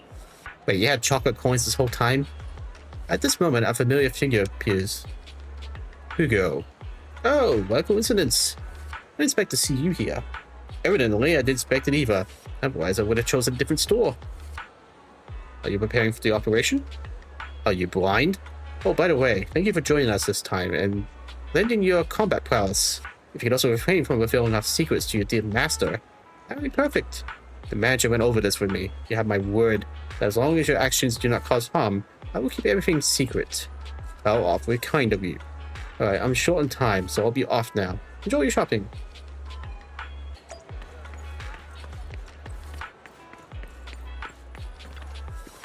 Emergency medications need restocking too. Guess I'll stick to the ones I'm used to. You know what, Lycon? If I were in your shoes and foresaw an awkward moment with a foreign partner, I'd choose to go away. Time is short, and this is the only pharmacy around. Besides, I don't see any need to avoid you. Well, that is awkward. Oh, come on.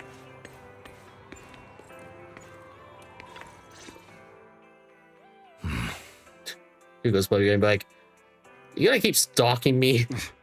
This is getting to be more than just a coincidence, don't you think? Or perhaps you are actually stalking me. If I was stalking you, you wouldn't ever know. Overconfident as always. You haven't changed at all. We just make it a habit to check the state of our weapons prior to combat. Thanks for that little reminder. I almost forgot. I didn't expect you to let me join. What else could I do? Master Proxy would have insisted on having you join us. I never expected for us to have a chance to enjoy some pleasant conversation like this. Without our weapons drawn, that is. It really has been too long. I still remember when we first established Mockingbird. Indeed. That was a long time ago.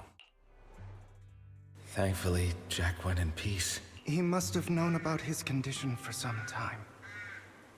He even left us with instructions. Passing peacefully in your sleep is the most natural way to go. I'm happy for him. By the way, Lycon, have you given it any thought yet? You mean about our guild for Phantom Thieves? Yeah. It's time for us to build an organization of our own. Jack always supported the idea, didn't he? I don't have any objections. But what should we call it then? How about Mockingbird? It's a bird known for mimicking the calls of others to blend in. The same way we don high society roles for ourselves when we're out on a mission. Oh, oops.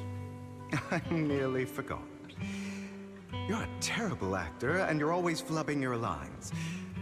I guess we can rule out that name then. No, call it Mockingbird. We're always just putting on an act, aren't we? I won't slip up on our next mission. Besides, we still ran missions together even when we didn't have a name. Having one now won't really make a difference. No. It does make a difference, Lycon. And I don't just want a name. I want Mockingbird to become a symbol. Like the sword of Damocles hanging over everyone's heads. Striking fear into the hearts of the rich and cruel whenever they hear the name. Just like Jack used to say, this world isn't fair. Poor Jack became a real skeleton. So that's why we have to influence it however we can.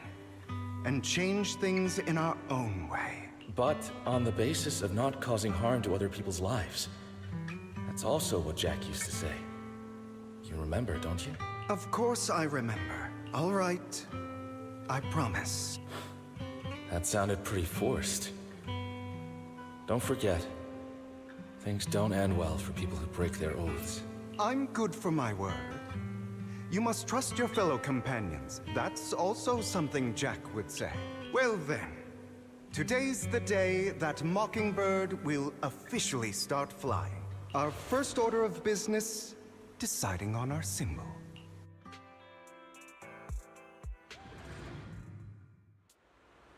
Hugo and Lycon share a rare moment of peaceful remnants. Meanwhile, on the Proxy's side, the others joining the operation finally arrive. Looks like we're all here. Hugo, you're late again. Yeah, what a fancy team. Forgive me. Someone was pestering me and wasting my precious time.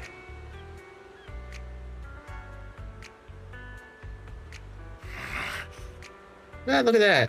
Ambi and Icon got matching leggings. Alright, other than familiar faces, we also have a new friend joining us for this operation. It seems that Miss Amby is the reinforcements recommended by the manager. Pleasure to meet you. I'm Hugo. Hello. The proxy has already updated me on the necessary information, so assured I will keep it confidential. So, before entering the hall, let's confirm the mission objectives once again. We'll be heading to one of the coordinates marked in Bray's notebook and searching the area. Based on the relevant information, these coordinates may contain secrets related to Exaltus. These could be treasures, or something awful. We'll have to explore and find out. If there are no further questions, let's begin now.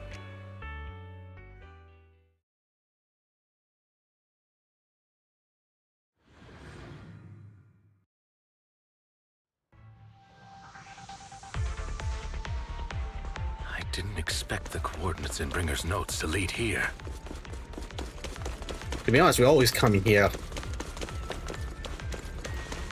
Oh, are you familiar with this place? More familiar than you, it seems. If they're being too noisy, can I take that?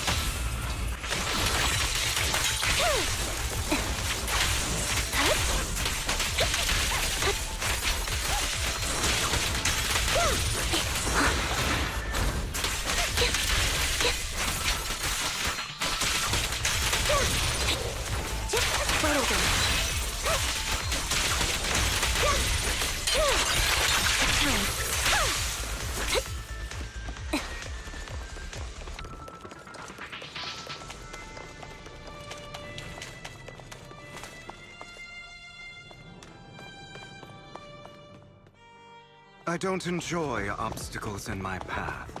Can we not bust the door open? The generator room should be nearby. This is one big generator room. Over here. Master Proxy, I hate to be the bearer of bad news, but there's something wrong with the circuit. It seems to be blocked. Don't tell me. Victoria Housekeeping's high and mighty attendants can't even fix a simple circuit. I can fix it, but I'll need a circuit diagram before I can do anything. I've seen diagrams for this type of circuit before. It's a pity that we're unable to connect to the outside world from inside the hollow. Just leave that problem to me. Just leave that problem to me. Belle, I just sent an image of a circuit diagram to your phone. Check if you received it. Thank you very much, Master Proxy. Now then, let's start repairing this circuit. Master Proxy, I organized circuit-related modules. You just need to connect them the same way as you've done before.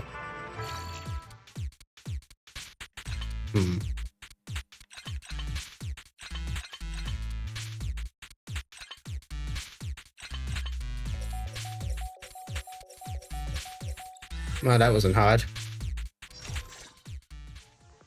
The circuit is fixed. We should now be able to open that door. Wait up. Wait a second. Something just doesn't add up. It's all coming together now. Communicating with the outside world from within a hollow. And getting that circuit diagram. In theory, there's only one person who could ever do that.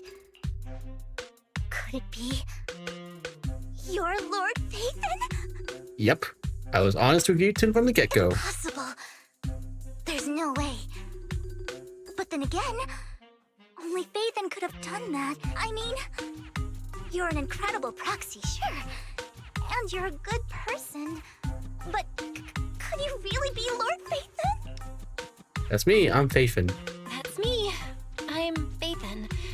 Sorry, I just never had the chance to tell you. Oi, you actually did. Unbelievable. Lord Phaethon! I've been your biggest fan for years now! Goodness me! Lord Phaethon was right in front of me all along! And I had no idea! This is like a dream. You're still gonna fight me for tea and crumpets? Could you... I mean, if you're willing, could you please give me an autograph? And a group photo? And... Sure, no problem. Anything you want. We just gotta get out of the hollow first. Oh! Oh, okay. Sorry. Guess I got a little too excited. Anyone would be enraptured meeting someone they admire that much. Yeah, if I ever met my favorite movie director, I'd be the same. Who is your favorite movie director? We should keep moving. This isn't the best place for idle chit-chat. Now I kind of want to see that. The door's finally open.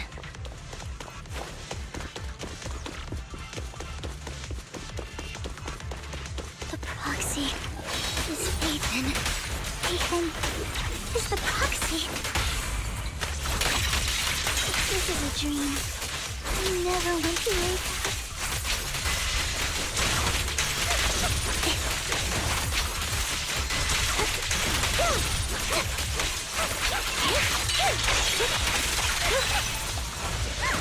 Thank you for your trust.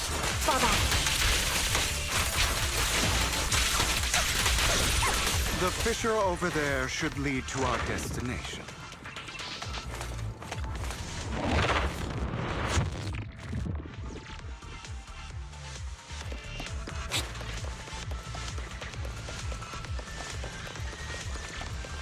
Lycon, your fighting style wasn't so reserved in the past. I've matured. Do you call this mature? You're just being pretentious.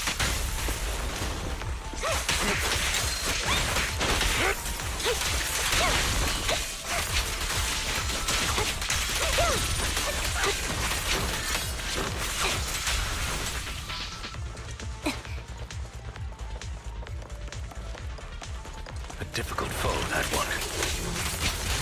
That giant one. Let us leave this place at once.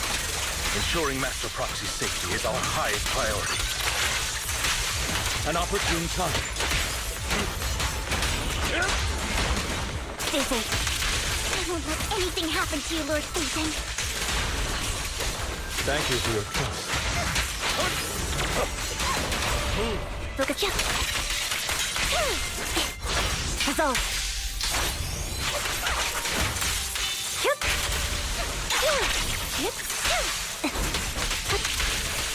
Off balance. An opportune time.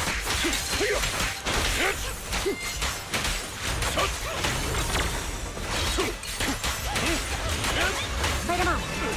Thank you for your trust. Focus up. Lord Ethan, how are you feeling? Are you tired? Do you need a break? Some food? Water?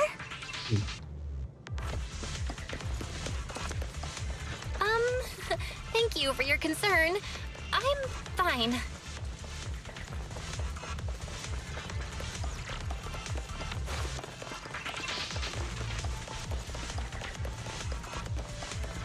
Next should be flirting.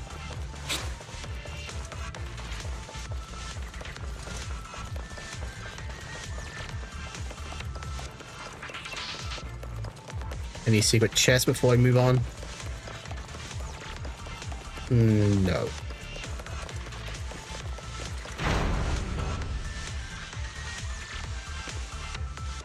Blocked off by a complicated mechanism. Master, a complex mechanism has been detected ahead. To pass through, you need to activate all 3 smaller mechanisms. Suggestion: split up and handle them simultaneously to save time. So we gotta cover 3 different places. So, we have to head to 3 different places to crack this thing.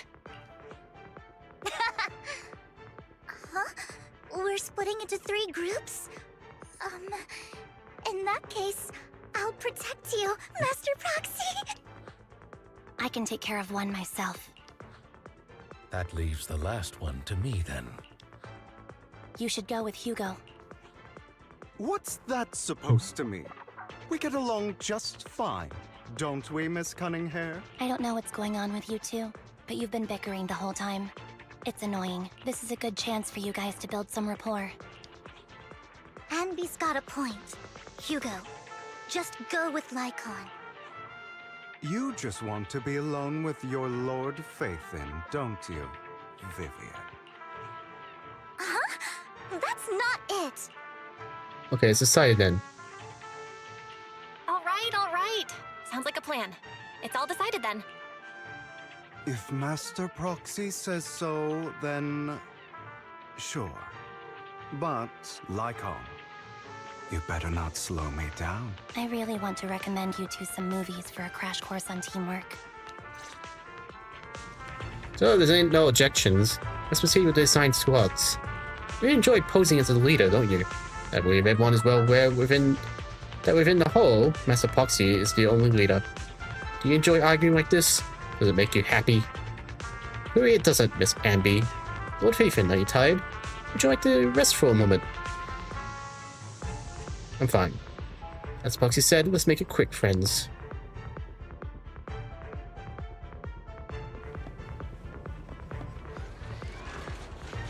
Oh, that's awkward. Lord Faithin, there are too many ethereals here. We have to find a way to close that door and stop the ethereals from flooding in. Lord Faithin, I'll leave the door to you. Anyway, I'll take care of these ethereals. I'll not let these ethereals touch Lord Faithin.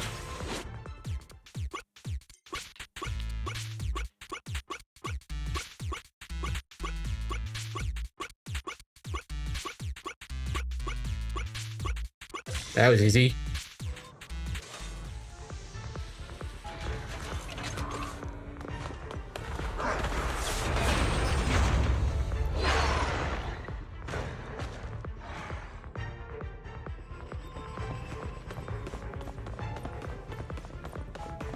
Lord Faithin, seems like we both need to press down on these mechanisms at the same time.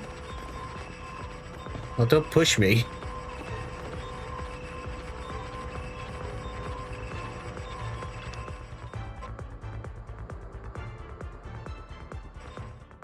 Sure enough, Lord Faithin and I share a deeper connection.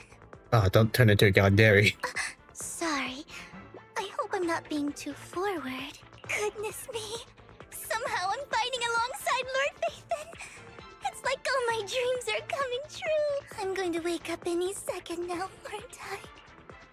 No way. No, this isn't a dream. I'm real, see? You can even hold my hand. Oh, don't do that. Not only is Lord Faithin incredible, but super kind. That's it. I pledge to be a die-hard Lord Faithin fan until my very last breath. I'm happy to hear that. Why do you like Faithin? I'm happy to hear that, don't get me wrong. But why do you like Faithin so much, Vivian? Lord Faithin is my light, the one who saved me in my darkest, most desperate times. Like a deity who rescued me. You probably don't remember, but you really did save me that day. Wow, it's so embarrassing to say all this in front of you. Sorry, I hope I'm not bothering you too much. That above it all. Of course not. Thank you for your loyal support. I should be the one thanking you. Just being able to see Lord Faithin makes me the luckiest person in the whole world. Sorry to keep babbling like this. I wonder how the others are doing. I'm sure Anby will be able to manage. She's great at this kind of stuff, but as for Hugo and Lycon, let's just hope they don't get into a fight with each other. In position. There are too many ethereals here. Though, it's not a huge problem. Yeah, not for Super Soldier Ambi.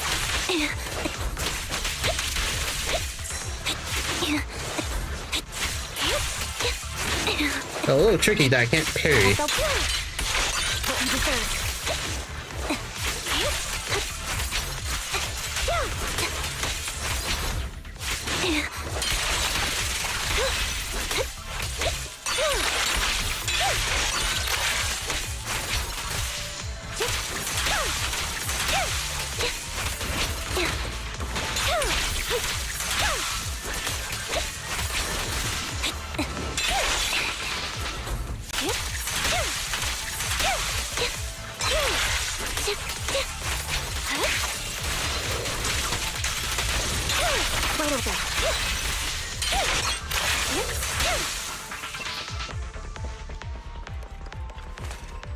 Final step is to operate this console. Just like in the movies, bringing down the lever with just a decisive pull. Wait, no monsters. Let's go and meet up with the others now. Do I get to play as Hugo?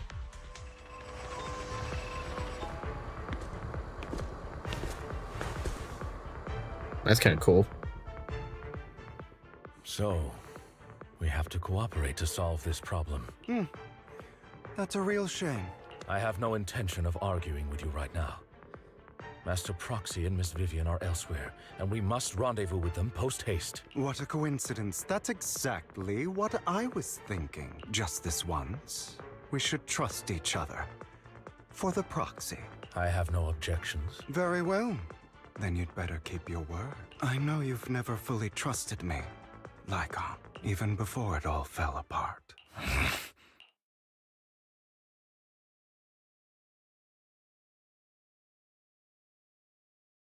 Icon is silent for quite a while, seeming to be caught in some memories from long ago.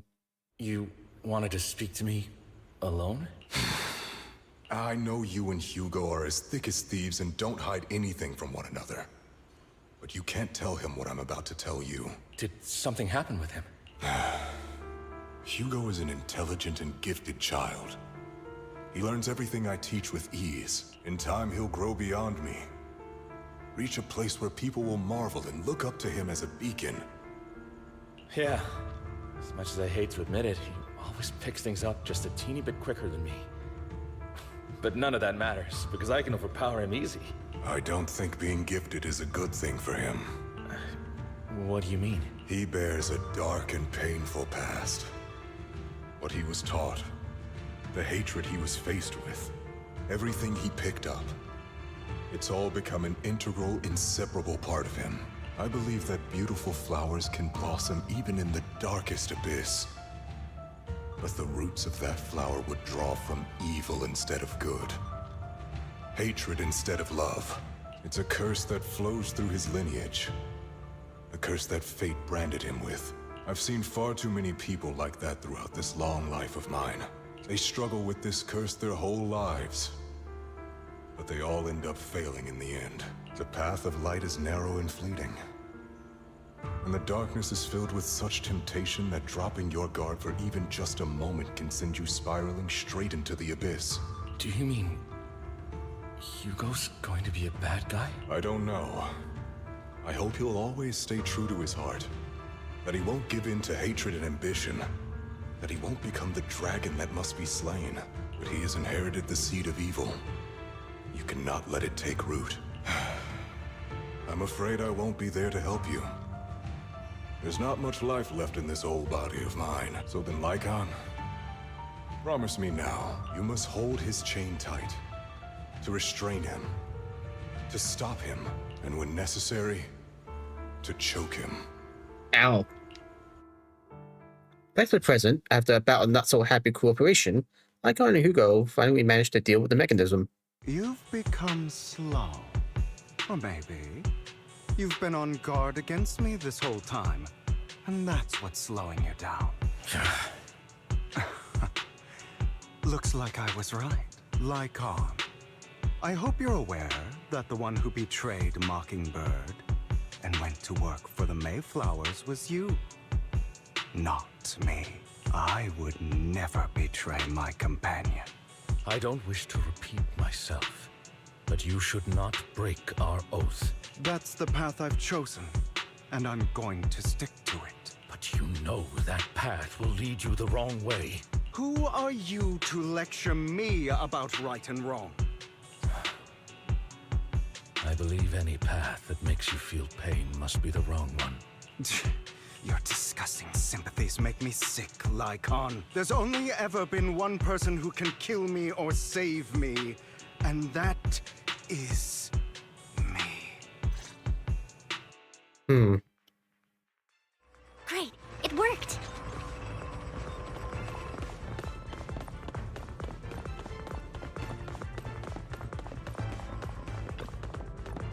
After a while, the teams have completed their respective tasks. Everyone gathers together. Can't wait for the last squad to arrive. Clearly, this is thanks to us and somebody. You wouldn't have come in last place if you weren't so busy arguing. But perfectly coordinated partners such as Lord Faithful and I, coming in first place is to be expected. Vivian's right. Yeah, Lord Faithful agrees that we're perfect partners. Vivian, that smile on your face is a bit concerning. It's not. Vivian only smiles happily when thinking about Lord Faithful. Everyone, the location marked in Bringer's notebook is not far from here. Let's move out. A strange noise is coming from ahead. That was loud. What's happening up ahead? Was it? I didn't hear anything. Hold on, everyone. I'll go check it out. It's probably multiple ethereals attacking. Just in case, I'll go with you. Vivian, you should go with them too. Keep an eye on Lycon, will you? I'm worried he might sell us out to the mayor when he gets the chance. I'd never do that. But if Miss Vivian wishes to join us, she's more than welcome. Okay. Then I'll go with you. Why do you look so nervous? Why do you look so nervous? I've spent so much time by your side already. I need to get away from Lord Phaethon for a little bit, or I might die from this overwhelming happiness. If that's the case, Miss Vivian, feel free to come along with me. Okay, but you're leaving me alone with Hugo now. All right. Vivian stumbles off with Lycon as if in a daze. So, how does it feel to be worshipped, Lord Phaethon? You had that figured out a while ago, didn't you? You had that figured out a while ago, didn't you? Sharp as always. But of course, I couldn't spoil it for her. She has to figure it out on her own. That's what makes it special. That's Lycon and Vivian to leave for a reason. Not only that, you asked Lycon and Vivian to leave for a reason. Is there something you'd like to say to me? And the music stopped. I can't keep anything from you, can I? I've always treated Vivian like my own little sister. Maybe it's just a coincidence, but she looks a lot like Serena. I'm not gonna lie, I thought he was gonna pull out his scythe. I think I mentioned it before. Serena was my half-sister. She passed away a long time ago. Vivian adores you. Whether you're Phaethon or just Belle.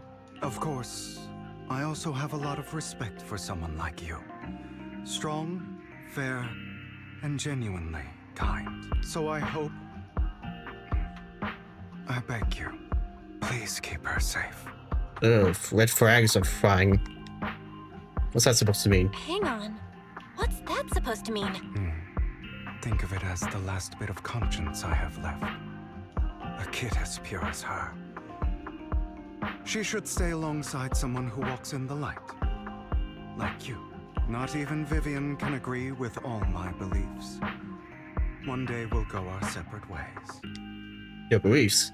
What do you mean exactly? Your beliefs? What do you mean exactly? You probably heard from Lycon. We swore an oath when we started Mockingbird. We swore to use our own hands to right the wrongs in this world. But never, under any circumstances, would we take another human life. I stayed true to my words. Until my father, the man I hated, stood right before me. I could have ended his life easily, but I hesitated. I remembered that damned oath and their repeated attempts to convince me I didn't do it. Because of that, innocent people died. All because of him. If I'd killed him first, then none of those tragedies would have happened. People like him don't deserve to live. After that, I realized sometimes taking one life really can save countless others. Agreed. Because you can't always rely on justice forever. I understand where you're coming from. I understand where you're coming from. I knew you'd understand. Vivian has a good heart. I don't want her to get her hands dirty, but you know how it is. In this world, someone has to be the bad guy. So, I want to apologize to you. Why apologize all of a sudden? Why apologize all of a sudden? You're incredibly strong, kind, capable, and really, really lucky. The world needs more people like you. Remember that revenge movie I told you about? Children of Devils. I still haven't found it, but I came across another videotape with the same name. Turns out, in that story, the Children of Devils are actually the children of God. Sorry for rambling. Hope you don't mind. They should be back soon. Please, look after Vivian for me. He's gonna run.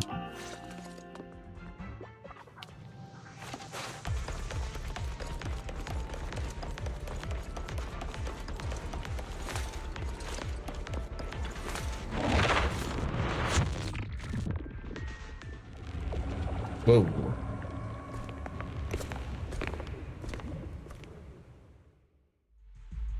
What is this? It looks like a cocoon. Careful, everyone. If I'm not mistaken, that's a sacrifice in there. It appears to be in hibernation. We don't know when it'll wake up. If it does wake up, we'll be in serious trouble. Wait, those spots Bringer marked in his notebook. Are you saying each one might have a sacrifice like this? That means there must be at least a dozen of them. And that's only counting the ones we know so far. These sacrifices may still be hibernating, but the fact that there are so many of them out there is terrifying. The Exaltists must have a way to revive them, and that's not all. These sacrifices can exist outside the Hollows if they make their way into populated areas. I'm afraid it will lead to a catastrophic disaster likened to the fall of the old capital. That's almost certainly what they meant by vengeance against all New Eridu. We need to get rid of these sacrifices. Let's find a way to get rid of these sacrifices. We can't let the Exaltists have them. Thank you for helping me find this sacrifice. But sorry, kids. You won't be the ones to keep it. And how the hell... Oh, right. Hugo. It's that annoying old man. Why is he here? I'd advise you to choose your words wisely, young lady. You are from the Ravenlock family. So it was you. That face. Oh, I know you. I heard about what happened to your friend. Truly unfortunate. If only she'd been smarter. It seems your goal was this sacrifice all along. You've been tailing us, haven't you? Keeping your distance so that I wouldn't notice. What, is Soldier 11 dead? As expected of a Wolf Thyran, you are very perceptive. That's right. All thanks to your ex-partner, we were able to carry out our plan smoothly. My ex-partner? I'm not exactly happy being called that, but what he said is true. Hugo takes one step forward, then walks over to Hartman's side. Wait, Hugo, what do you mean? I made a deal with Mr. Hartman in advance, so would you kindly step aside and let us have this sacrifice? Of course, you can choose to refuse, but if you do, then I'll have to take coercive measures. What did this guy promise you? What did you offer him? Everything we know about the sacrifices plus the core itself. But why? It's simple. I want to climb higher. Mr. Hartman offered me a chance to join Tops. Who could say no to that? Yeah, now that I think about it, you probably wouldn't even give him the real core. I think it's Vivian's bow tie there. Maybe. No. Impossible. You promised to help me investigate the Exaltists. You told me the whole point of Mockingbird was to do anything it takes to bring a little justice to this world. Was all of that just a lie? You're just too gullible, Vivian. I also told you. Everybody lies. To hide their true intentions, people lie so smoothly, they don't even bat an eye. You... wonderful show of betrayal and backstabbing. Bravo! I've got no interest in your little feud. But would you all be so kind as to step aside? My men still have some delicate handiwork to do. To extract that sacrifice behind you. Over my dead body. Hugo, why in the world would you do that? Instead of wasting your time on idle chatter, why not focus your energy on the battle ahead?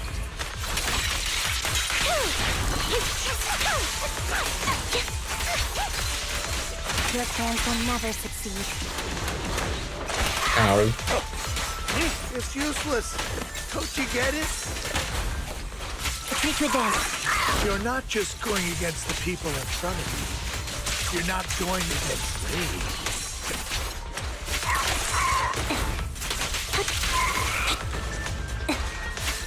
Rather, the entire Ravenlock family, even the whole of Tops. There's no chance of victory for you.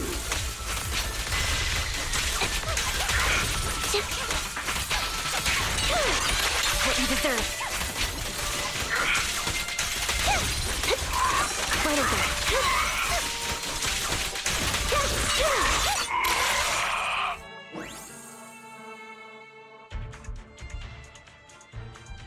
Oh, they escaped through the fissure with the sacrifice. How? It's just silly. It's a big cocoon. They could have just lifted. I have to catch up. I have to have the sacrifice.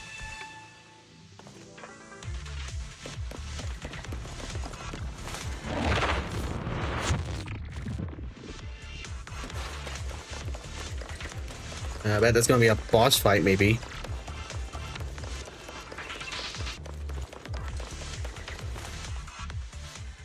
Huntman's mercenaries are quickly dealt with. Oh, you guys are such a pain. Hugo, stop standing around.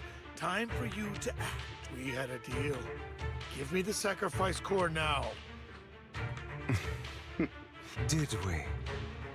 I don't remember.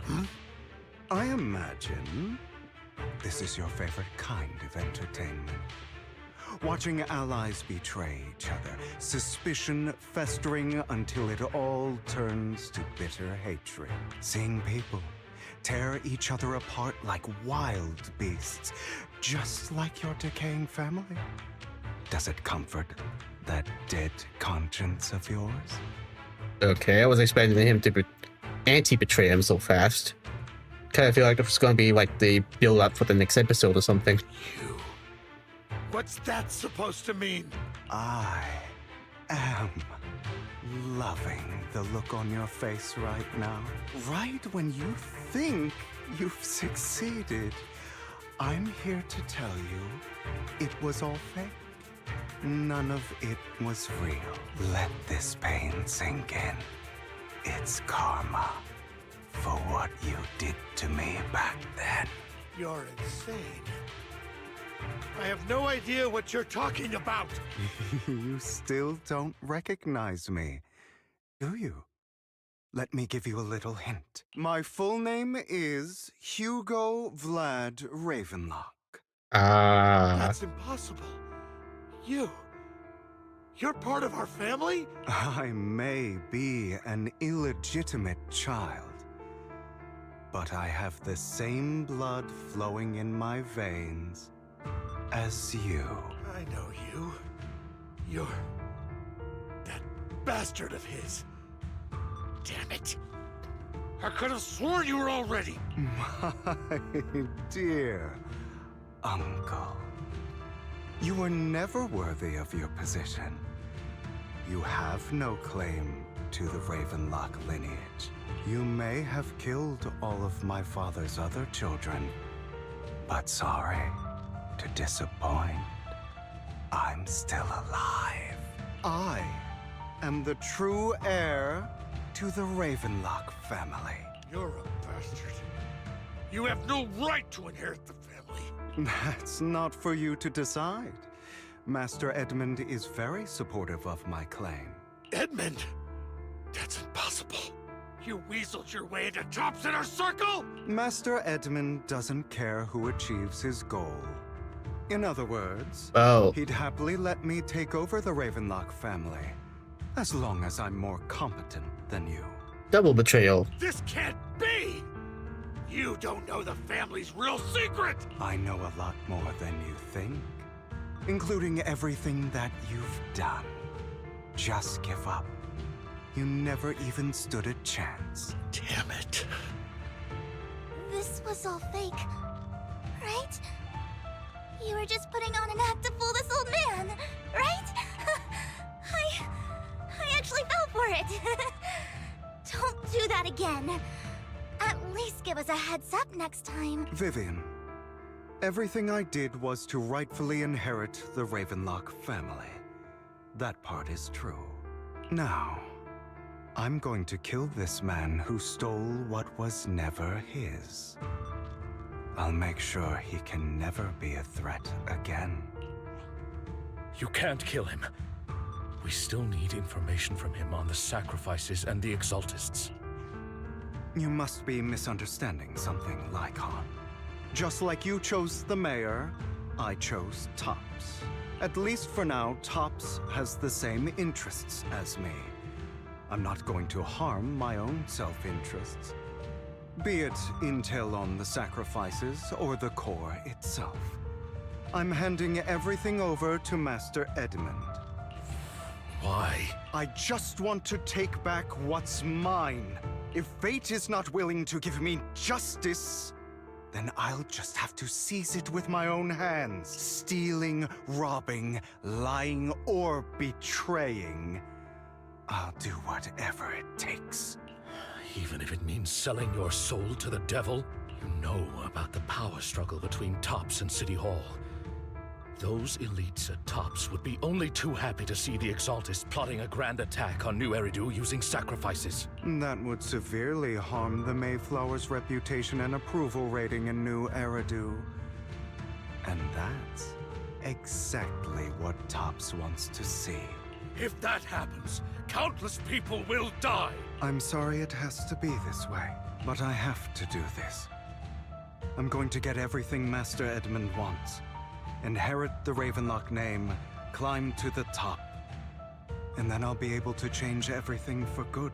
For a permanent and absolute victory, we must endure the pain of cutting away rotten flesh and persevere through the darkest hour before dawn. Someone has to do it.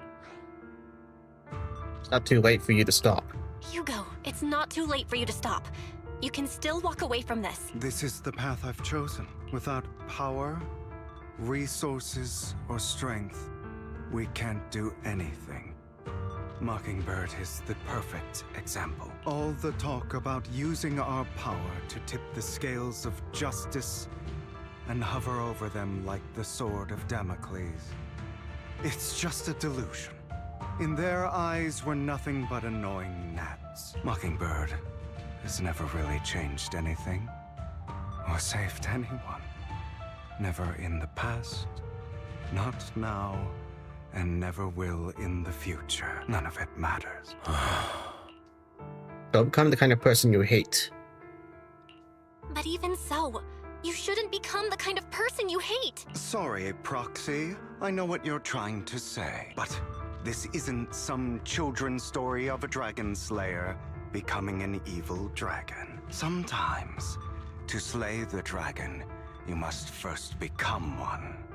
With sharp claws, rending fangs, and strength enough to destroy anything. So I will bloody my hands. I will carry the weight of my sins. I will become the Abyss. Oh.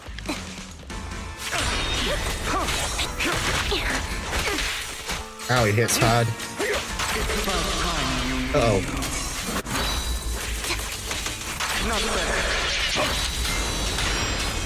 This is not good.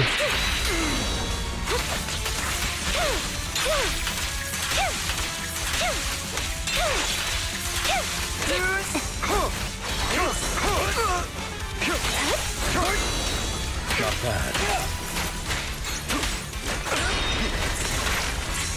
Is that all?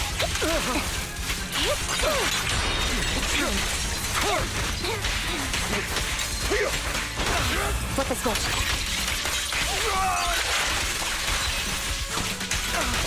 Everything you just said. Is that what you truly believe? Mercy. Of course. Are you surprised? I have never once thought that Mockingbird was a failure.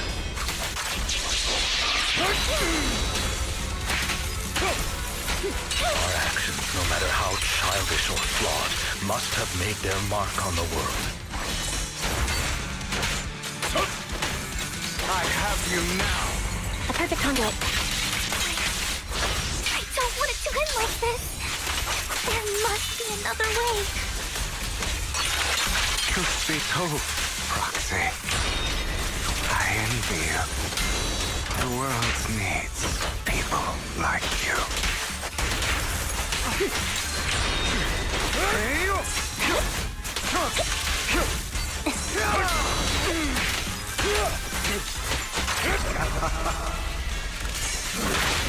Oh crap. Change it up.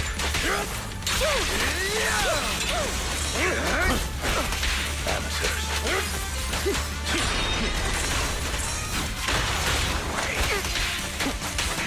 Take this. Flip the switch.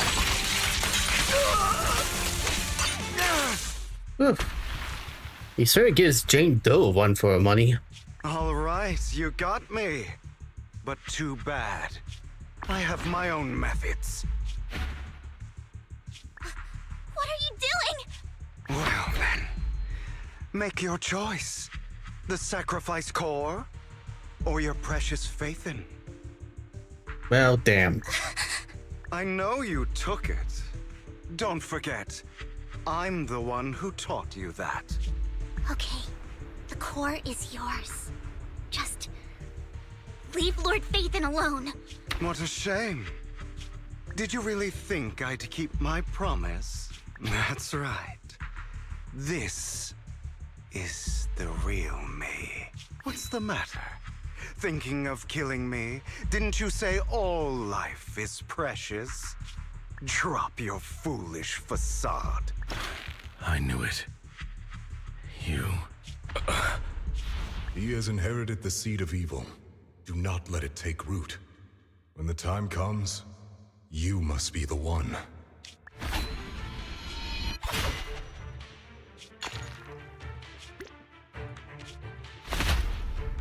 Go on, kill me. If you've got the guts, do it, traitor. That looked bloodied.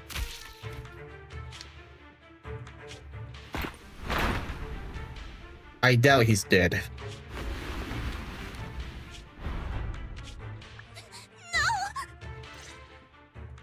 Master Proxy, are you okay? Back to visual Are you novel. hurt? I kind of take the drama out of it. Never thought this would take a turn like this. Don't worry, I'm fine. I just never thought things would turn out like this. Lord Faithin, I'm sorry. I had no idea Hugo would do that to you. I'm so sorry. It's okay. It's not your fault, Vivian. It's all right. No matter what, this isn't your fault, Vivian. If only I'd noticed sooner. I should have realized earlier. Vivian quietly walks to the edge of the rooftop. She hesitates for a long time and finally looks down. Naturally, nothing's there. Hugo, he... That's a hollow down there. If you need, I can arrange for someone to go in and search for his body. That isn't necessary. To be frank, I thought you'd hate him for his betrayal, Miss Vivian. I do hate that he's keeping things from me. But all these years, Hugo's been like family to me. I believe he's still with us. His injuries for Sophia, I don't think... Yeah, perhaps he's still Me alive. too. There's a chance he's still alive. I'm terribly sorry, but I must tell you, it is impossible for Hugo to be alive. My hand went through his heart. Yeah, but I seen the impossible happen. Sorry to interrupt, everyone. But just so you know, Hartman's gone. Probably slipped away during all the chaos. And how'd you let him go? I'm sorry. I was so focused on Master Proxy's safety. I wasn't paying attention to him. Same, but it doesn't matter. We all know what he did, and he will pay for what he did today. Yes. I'll be reporting all of this to the mayor. He's not getting away with this. Well then, now that it's all over, let's head back. Meanwhile, not far away stands a mysterious figure. Who are you? Another obstacle out of the way. She's going to be pleased about this. May the Creator guide us. So another mysterious woman, huh? Fear, suffering, despair, Wait, does Belle have rings? and destruction. That's the future I see. Okay, that's kind of cool. Belle just suddenly gets rings. Our faith in.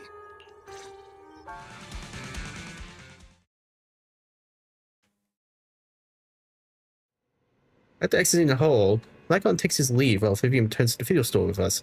For some reason, she remains silent the entire way. Okay, Filian. You've been a little out of it. Lord Faithin, I'm fine, just a little distracted. After what happened, you deserve some rest. Yeah, I need more time to think about Hugo and the Exaltus. From what I know about Hugo, he could have easily taken down someone like Hartman. There was no need for him to put on the show. And to deliberately use you as a hostage, I don't think he ever intended to harm you. What Hugo said in the end, I don't know. Something feels off. And that business with the sacrifice pool, maybe there's some deeper, more terrible secret behind all this. I have a small request. It might sound a bit strange, but Lord Faithin, can I stay at the field store for a few days? I just don't want to be alone right now. Sure, of course. Yeah, we're not comfortable with leaving you alone like this anyway. Thank you. I'll sleep on the couch. I won't disturb Lord Faithin at all. If I wake up and find that everything was just a dream, how wonderful would that be? Ah, so actually finished. So I guess Vivian's living with us for a bit.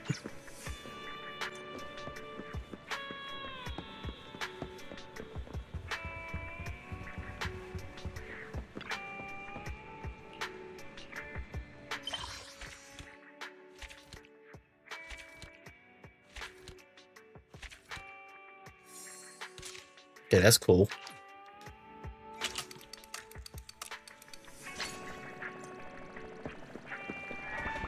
You still here, Vivian? No? Okay.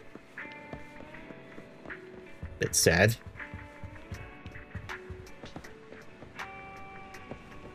Yep, Vivian's just gone.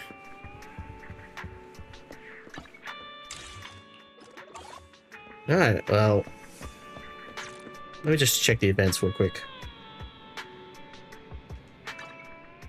Wrong button.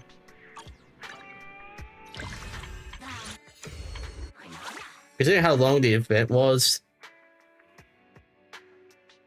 you know what, this might be short. Let's have a quick look.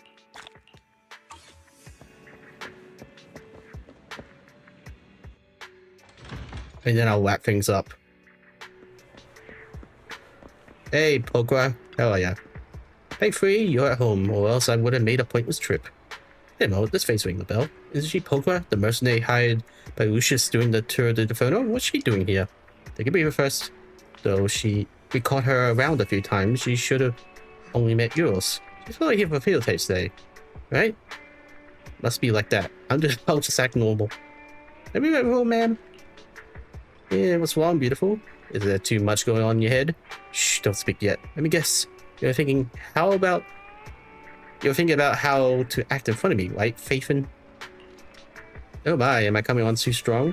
Or what? This sounds like Caradon told me. I thought you were a bit of a airhead, as they are. Relax. It's just Caesar asked me to bring something for you today. Who's Caesar? I don't know any Caesar. Not easy for you to let your guard down, huh? Here's the chat logs with them in my knock-knock messenger. Now do you believe me? Simply put, I have already joined the Sons of Caledon. Although I'm still on probation, the payment is being made as usual, so I'm helping out with errands. Don't look so surprised. You know how it is. Mercenary always works for whoever pays her. Besides, working for the new overlord of the Outer Ring seems like a good way to make a living. Why would I say no to that? Though I am paid as mercenary, yet I'm stuck doing errands. I really don't know what she's thinking. What a weird boss. Or you complain about your boss while on probation? Huh? Is that a problem? After all, she's the one being evaluated here. I told Bernice I'm still in my trial period with the Sons of Caledon, and she suggested I take on a few small commissions to get a feel for things before making the final decision. Alright, Caesar also asked me to pick up some gifts from the gadget store on 6th Street. Probably for kids in the Outer Ring. If you have time, help me pick out something out. I'm not good at this. I'll go to the car to get the things Caesar gave you, and then wait for you at the Box Galaxy. Okay.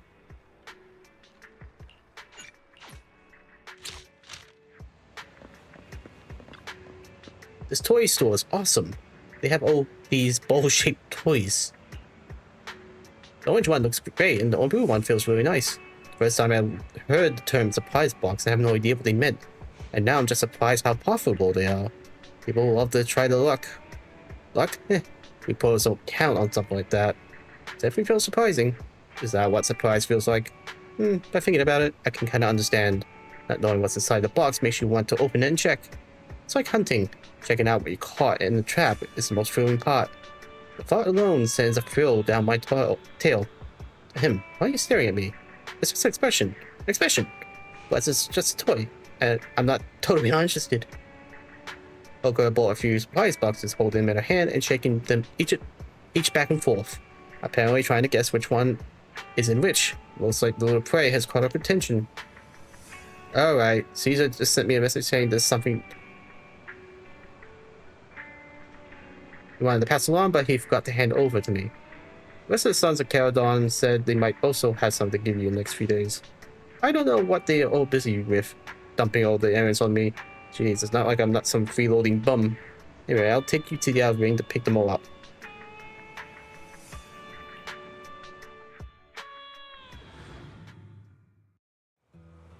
They expect to see you two here. Wait out. We can help you deliver messages in the next few days. Pretty Kitty here is here to help too. So cute, so cute. Meow. Aw, you're the most caring kitty. Would you like some extra fish treats today, sweetie? It's different when she's with cats. Well, I can't stay in one place forever. If you can't reach me in the next few days, you can find these two. If they need you for something, they'll let you know. This is a random team up.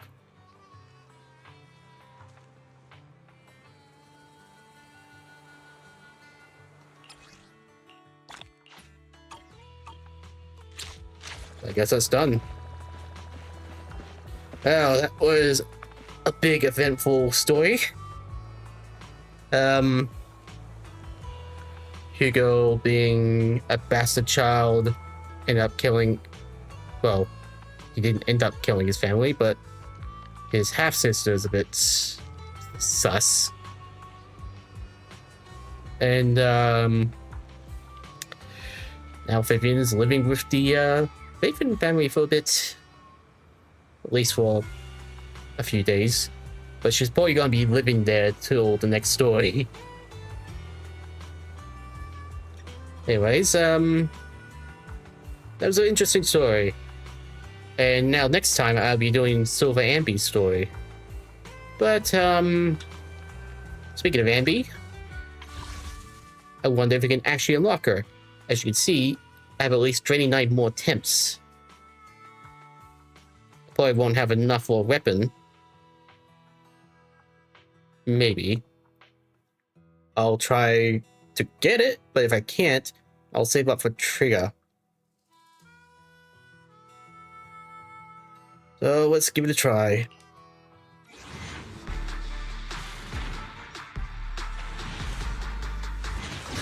Oh!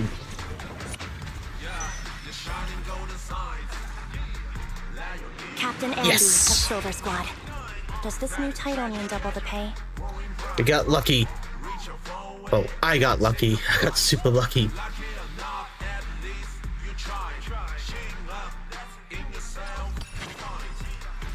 Alright.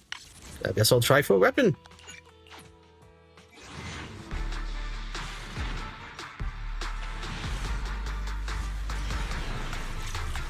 That's a B. I wasn't expecting the first wish to actually get her.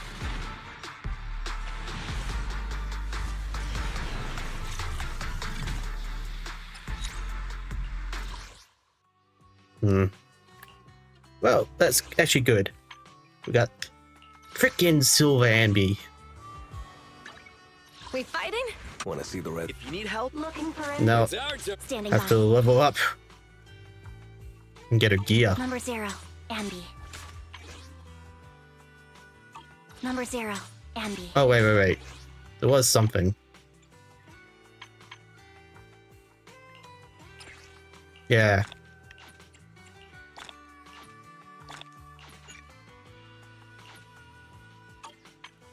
Okay.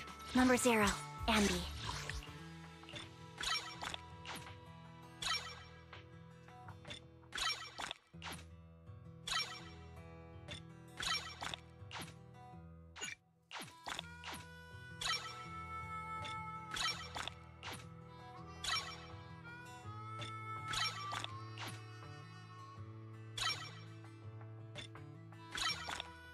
And sweet. And I got 3 of these to boot.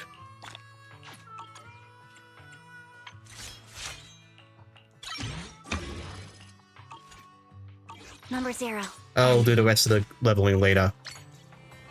But since I got extra polys, let's try one more time.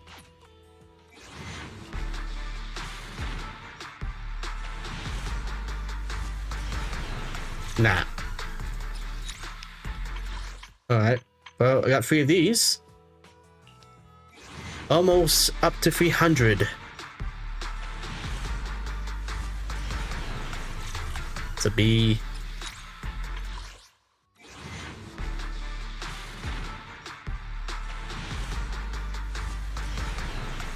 That's a B.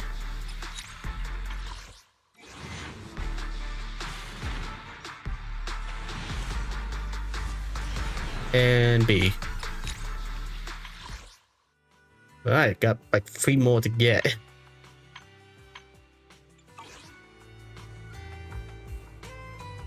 Alright, well, I think it's time to wrap things up. Hope everyone enjoyed, and please tune in next time.